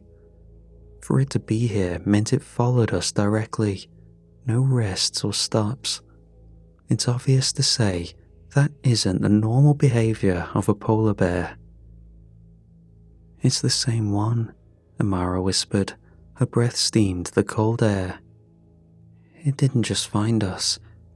It came here on purpose." No one argued. We all felt it. The bear didn't move or charge. It simply watched, patient as the ice. Then, a second shape joined it on the ridge. Another massive silhouette, broad-shouldered, breath misting. Then a third. Silent. Watching. At camp, the first problem came immediately. Batteries drained faster than they should have. The drone controller lost signal twice, even before we launched. Compass needles jittered like they'd been set on spinning plates. Lars cursed over the instruments, insisting the magnetic anomalies didn't make sense. But none of that scared me, like what Amara spotted just before dusk. "Another one," she said, pointing at the ridge. Another bear stood watching us. This one was larger, its fur mottled with age, muzzle scarred. It didn't even twitch an ear. It just watched. And then, 20 minutes later, came another. That was when unease turned into something sharper. Polar bears are solitary hunters. 2 together is unusual. But that many, sitting at a distance like sentries, silent and patient? Wrong. It went against all our collective knowledge of a species we were experts on. "They're surrounding us," muttered Daniels, voice low like he was afraid the animals might hear. "Jeez, they're actually surrounding us." I caught myself running numbers in my head. Distance to the plane, distance to the rifles we'd laid by the sleds, the average sprint speed of a polar bear. Every calculation ended badly. If they wanted to charge, we wouldn't have a chance. But they didn't. They held their ground. Their presence weighed heavily on us. Every time one of us looked up from a task, there would be a white shape at the edge of vision, unmoving, patient. It didn't feel like hunger. It was like we were being herded. To distract ourselves, we pushed ahead with the drone, using what power it had left. We found a narrow fissure at the spiral's edge, a crack that led downward into blackness. The machine dipped inside, its camera casting a cone of light.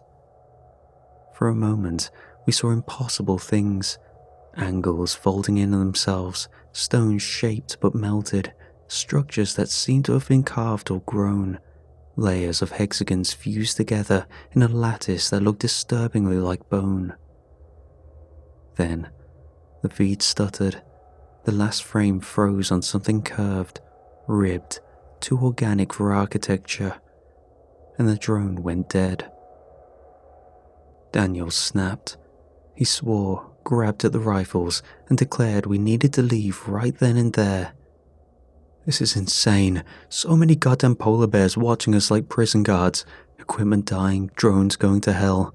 I'm not dying out here for some stupid map. Amara didn't flinch. She just looked at him, her voice calm. They're not stopping us. If they wanted us gone, we'd be gone already. Don't you see? They're leading us somewhere. No one argued. We couldn't. However, their true intentions were still unclear. That night, none of the bears approached, none charged. They stayed exactly where they were, each on their ridge, outlined against the aurora. But in the morning, when we woke, the snow told a different story. Their tracks circled the camp.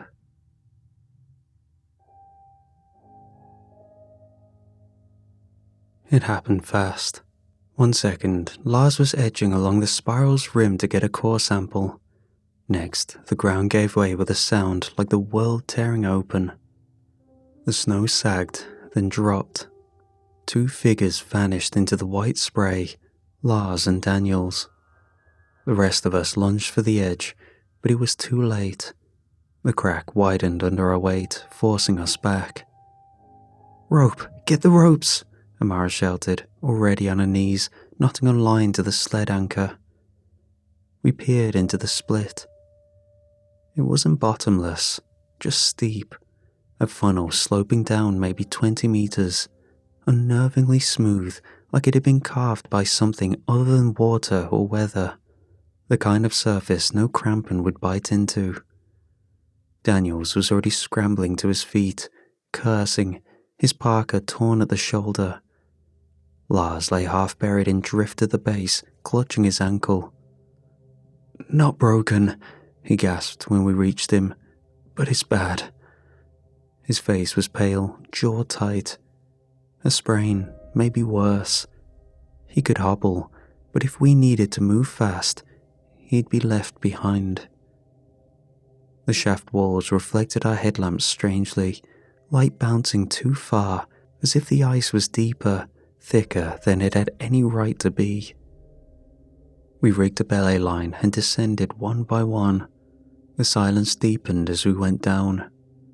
By the time my boots hit the floor beside Lars, I realized I could no longer hear the wind.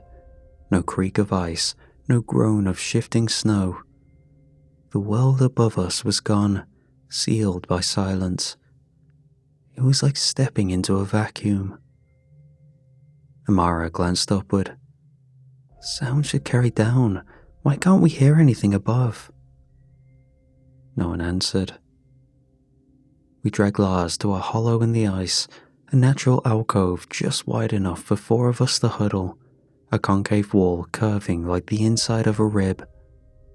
The air was stale, colder than the shaft itself. It would do for shelter, just enough time to rest, then we'd haul Lars back up in the morning.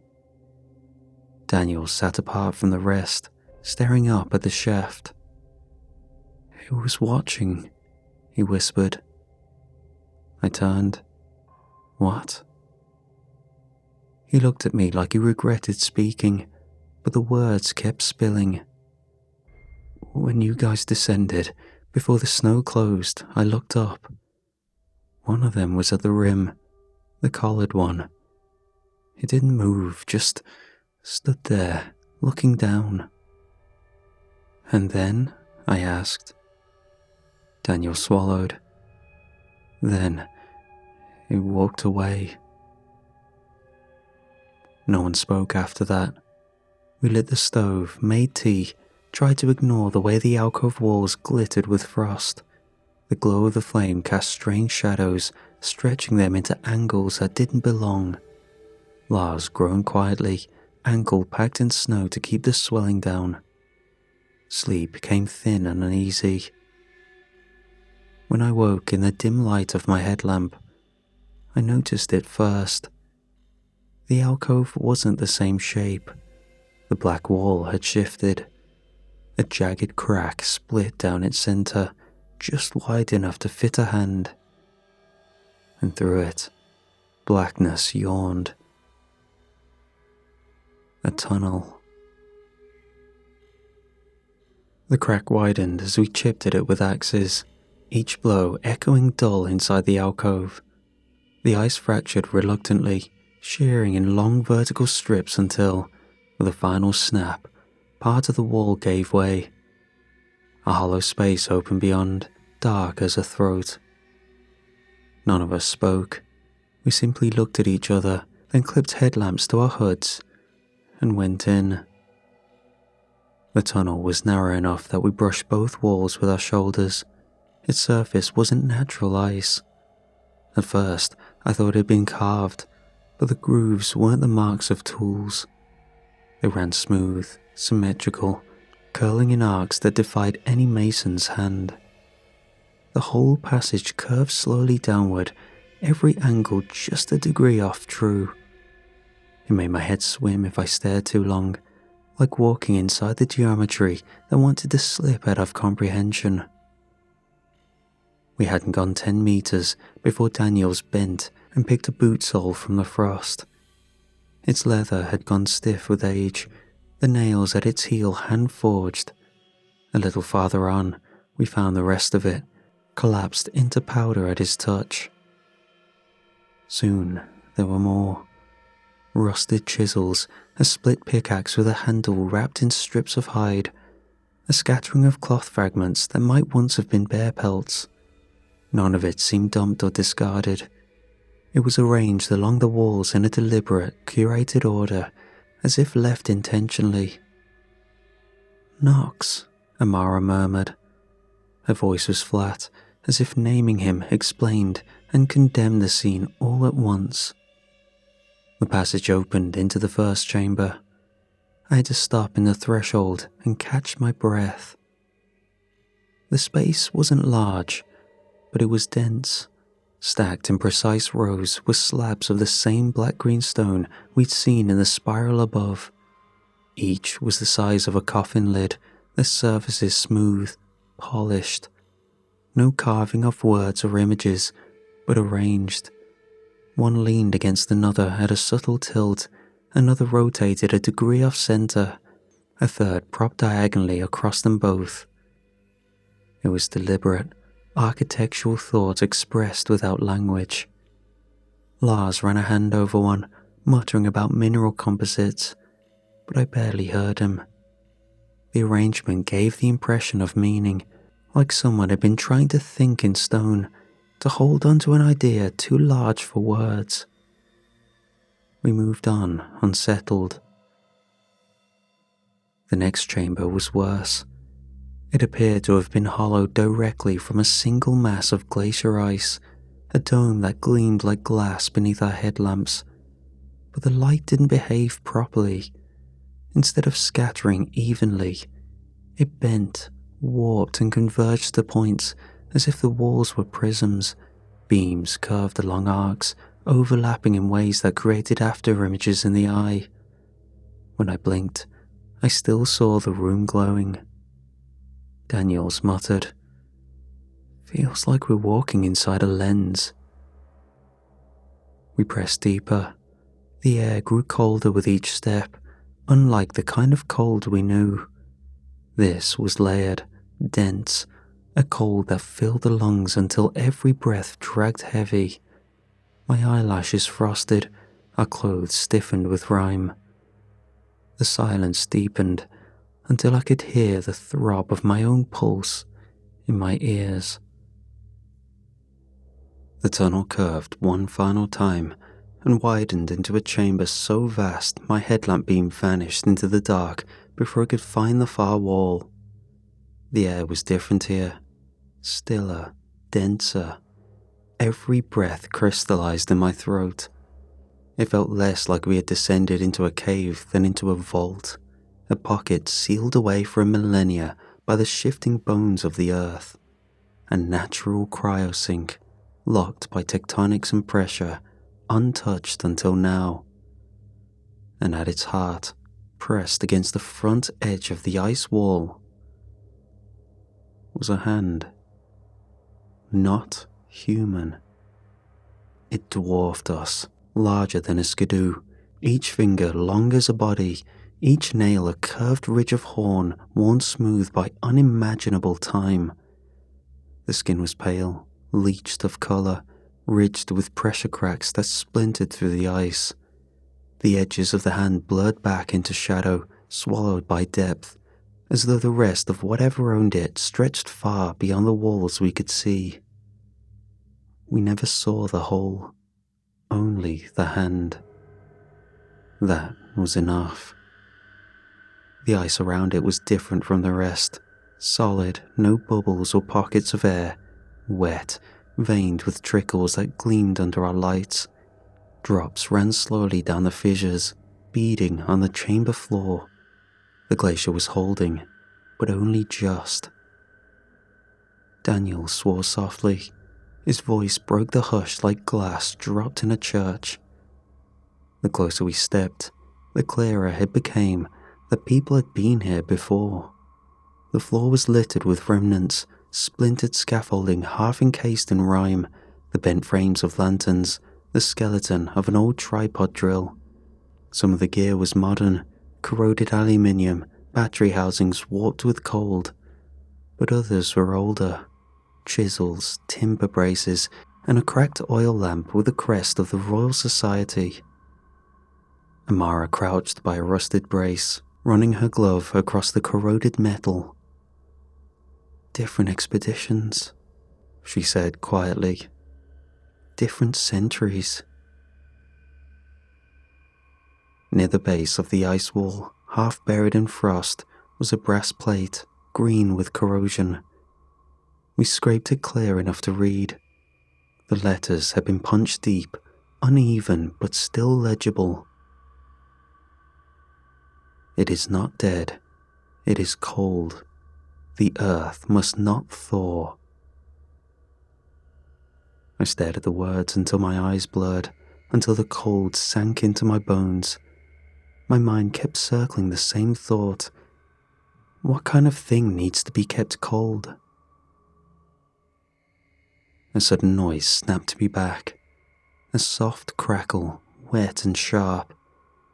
The ice beneath the hand had fissured further, a black seam running like a wound. From it leaked something darker than water, thick frost spreading upward, staining the chamber wall in jagged black veins. "It's moving," Daniels whispered. "It isn't," Amara shot back, but her voice wavered. I took a step closer, against all instinct. I couldn't see movement, but I could feel it. A heaviness radiating from the thing beyond the ice. No vibration or sound, just presence. Amara had gone silent. She was kneeling by the side wall, brushing frost away with a mitt. When I joined her, I saw what she uncovered. More collars. The same brass collars we had seen on the bear. Row after row of them, embedded deliberately in the ice, stacked like bricks in a wall. Each one etched with spirals, each frozen into place as if hammered into the glacier itself. It was Amara who found the satchel. Half-rotted leather wedged between a fallen scaffold, brittle straps fused with ice. She cut it free and started searching for answers on top of the piling questions. Inside were notebooks, their pages warped and blurred by centuries of frost. Alongside them, a spool of microfilm cartridges sealed in wax, the kind used in the early 20th century for long-term archives. We passed them carefully between us, reading by headlamp glow. The words were fractured, sentences lost as smears of mold, but the fragments that remained were enough. Not a god, but inversion. The hand of reversal, the undoing of order. It must not warm, it must not wake. Each journal circled the same truth. The thing locked in the glacier wasn't alive in any sense we understood. It was a force given shape, a presence that gnawed at the fabric of structure itself. It wasn't creation nor destruction. Reversal. And always the bears. They weren't predators or accidents of nature, but guardians that defied nature. The collars were brands binding them to the task, a duty impressed upon them, passed down in ways no science could explain. "They've been here since Knox," Amara whispered, holding one of the journals close to the glow of the headlamp. "Maybe longer." Daniel shook his head. "That's not possible. Bears don't live a century." "They do," Amara said, though her voice shook. "These do. It's why they don't attack. It's why they wait. They've outlasted every expedition, every storm, every year since this place was sealed. They're still keeping watch."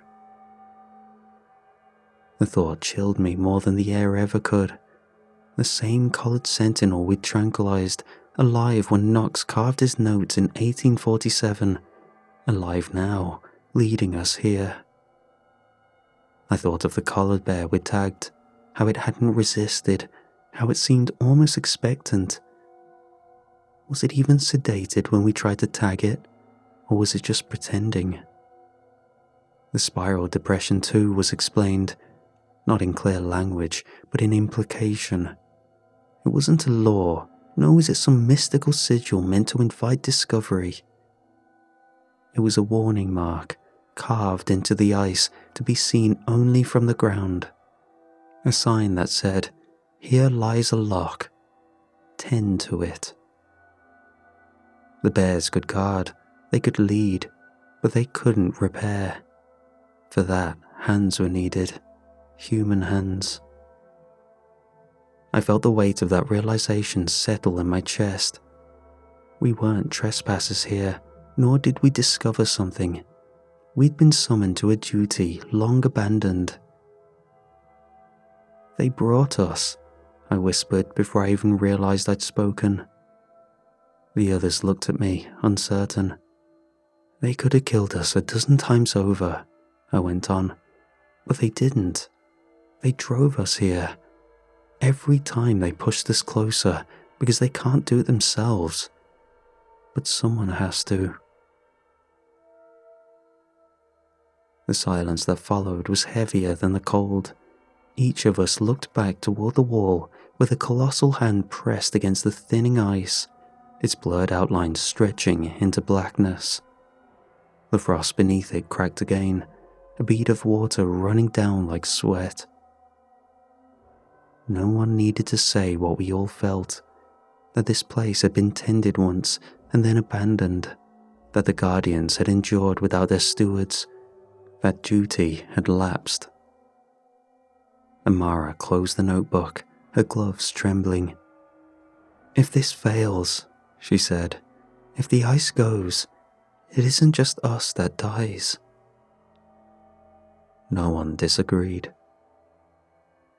We had seen enough. None of us said it, but the silence between us carried the decision. Lars could barely put weight on his ankle, Daniel's wouldn't stop shaking, and I felt a sickness in my bones that went deeper than cold. We had to leave. We packed the journals, the satchel, and a handful of collars chipped from the wall. But then came the sound. A crack, sharp, splitting, echoing through the vault like thunder under ice. I turned. The fissure beneath the enormous hand had widened further.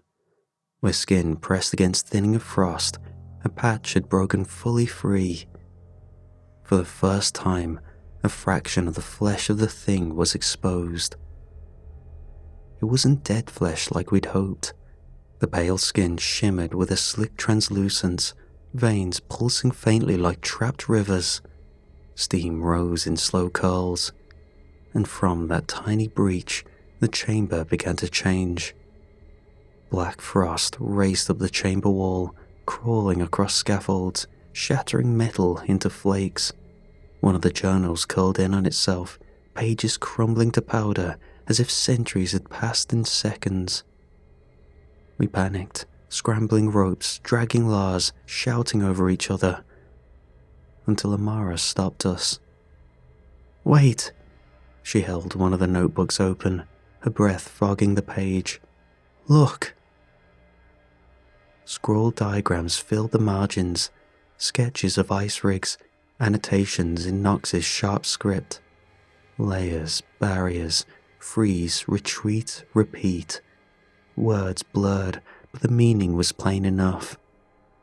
They had fought this same fight before. "They didn't just leave," Amara said. "They sealed it again and again. We can too." We tore through the remnants, gathering anything that could help. Rusted drills, fractured piping, frozen tanks of long-spent chemicals. Useless. But beneath the scaffolding, we found something stranger. A cluster of iron cylinders, thick-walled, capped with brass fittings. Ice-hauling tanks.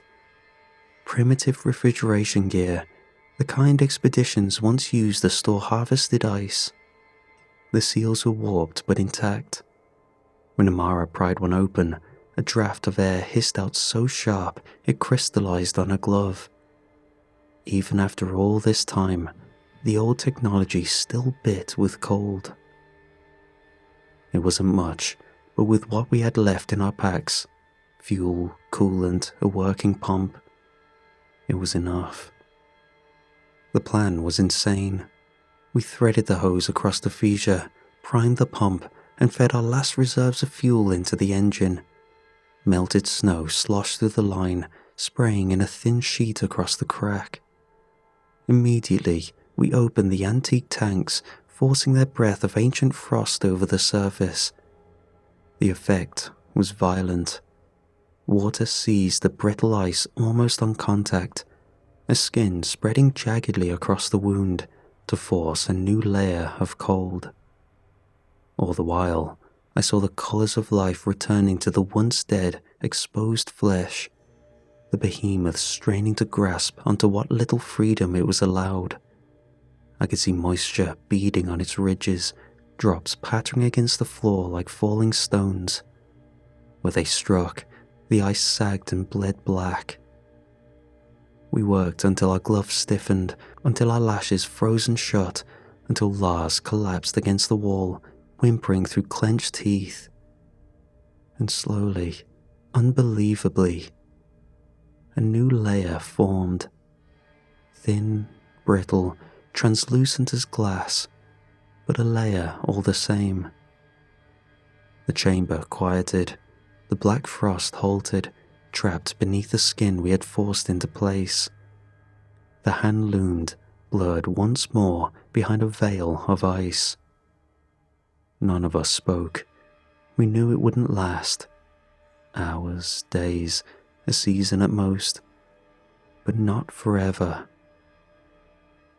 That was when we saw that the way back was blocked. At the mouth of the shaft, bears stood shoulder to shoulder, silent and unmoving, their collars gleaming with frost. A living wall of white. Daniels raised his rifle, hands shaking. "We're not getting out of here," he whispered. But they didn't advance. Their posture was docile. They simply waited. It was an aggression. It was an expectation. Amara's breath hitched. "They want one of us to stay."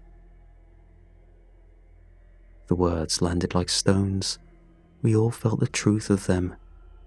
This place had been abandoned. Its human stewards had vanished, their duty broken. The bears had guided us here not to witness, but to decide. Lars tried to stand. His bad ankle gave way and he crumpled again, cursing. Daniels pressed the rifle harder into his shoulder, teeth bared. I'm not dying here. I looked at Amara. She was already watching me, calm despite the tears freezing on her cheeks. I'll do it, she said simply. No, I started, but the bears shifted, their massive bodies leaning just enough to block the shaft further. Their silence was deafening. Amara touched my arm. You'll go back. You'll tell them. Maybe they'll listen. There was nothing to say. We hugged through the stiffness of our suits. Lars clutched the hand with both of his lips trembling too hard for words. Daniels turned away, shoulders heaving. When we moved, the bears parted, just enough for 3 to pass. I looked back once, just once. Amara stood at the base of the ice wall, headlamp beam casting a shadow against the colossal hand. She raised the collar in both hands and pressed it to the frozen surface, as if completing a circle. The bears stayed with her, and we climbed. We didn't look back as we climbed out of the spiral. None of us could bear to. The silence was crushing enough. No last words, just the hiss of our own breathing in our masks, the creak of rope, and the endless white above. By the time we reached the surface, a storm had begun to close in. The crater blurred in drifting snow, the black-green platform already half buried, as if the world itself wanted to erase what we had seen. The bear still waited on the rim, a silent guard of honor. The plane took us south. Amara remained behind, sealed in that vault of ice with her impossible duty. The weight of it pressed on me more than any silence could. We completed our original mission and returned to command. The debriefing was tense, back in a windowless room that smelled of coffee and stale air. Lars gave his account, Daniels gave his. I followed, words tumbling out as if on autopilot. We said Amara had been lost in a crevasse collapse. Conditions made recovery impossible. She was MIA, unrecoverable. Tragic, but not unprecedented. During the debriefing, I had the words in my throat. I imagined standing in that sterile room and telling them everything. The hand, the vault, the collars, Amara standing sentinel at the base of the ice wall. Her warning, if the ice goes, it isn't just us that dies here. But I didn't. Not because I was afraid they wouldn't believe me, because I was afraid they would. And they'd come back with drills and charges and cameras, and the lock would fail.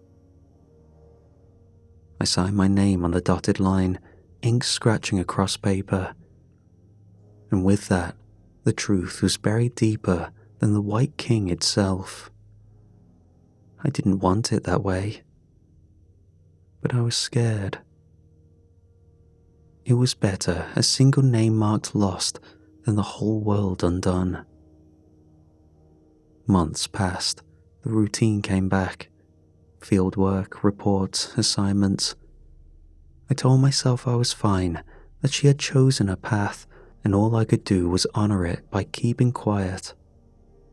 But guilt doesn't soften with time. It hardens, sharpens, until every quiet moment cuts. I couldn't shake the memory of her last words. You'll go back, you'll tell them, maybe they'll listen. I didn't. Not yet. Winter returned, and with it, another mission. Not the same site, but the same latitudes, same ice, same silence, same endless sky. The Arctic doesn't change. It only waits. One night, holed up in a weather tent while the wind clawed at the canvas, I found myself staring at the shortwave set we'd brought for contact. Its dial gleamed faintly in the lamplight, the metal pitted from years of use. I hadn't touched that frequency since the day we left her, but my hands moved before I could stop them. I tuned the dial, slowly and deliberately, to the numbers we'd used in our previous mission. Static roared, then thinned, then... Hello? Her voice, crackling, faint, distant as if dragged across miles of frozen air. But hers. My throat locked. Amara, are you okay? There was a long pause. The hiss of static filled the tent, the wind outside shrieking in chorus. Finally, her voice came back, thin but steady. I'm here. I pressed my hand to my forehead, dizzy with relief. How are you surviving? Food, heat?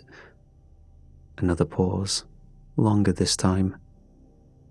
The bears provide. I stared at the radio. So many questions swam through my head. I wanted to ask what that meant, what they brought her, what bargain had been struck. But the words stuck in my throat. Instead, I asked, and the seal, the fissure? Static swallowed half a reply, but I caught the words that mattered. It's holding. For now. The signal crackled, faded. I twisted the dial desperately, searching for her again, but only static answered. I sat in the dark long after the wind died, her voice circling my head like the spiral in the ice. It's holding. For now.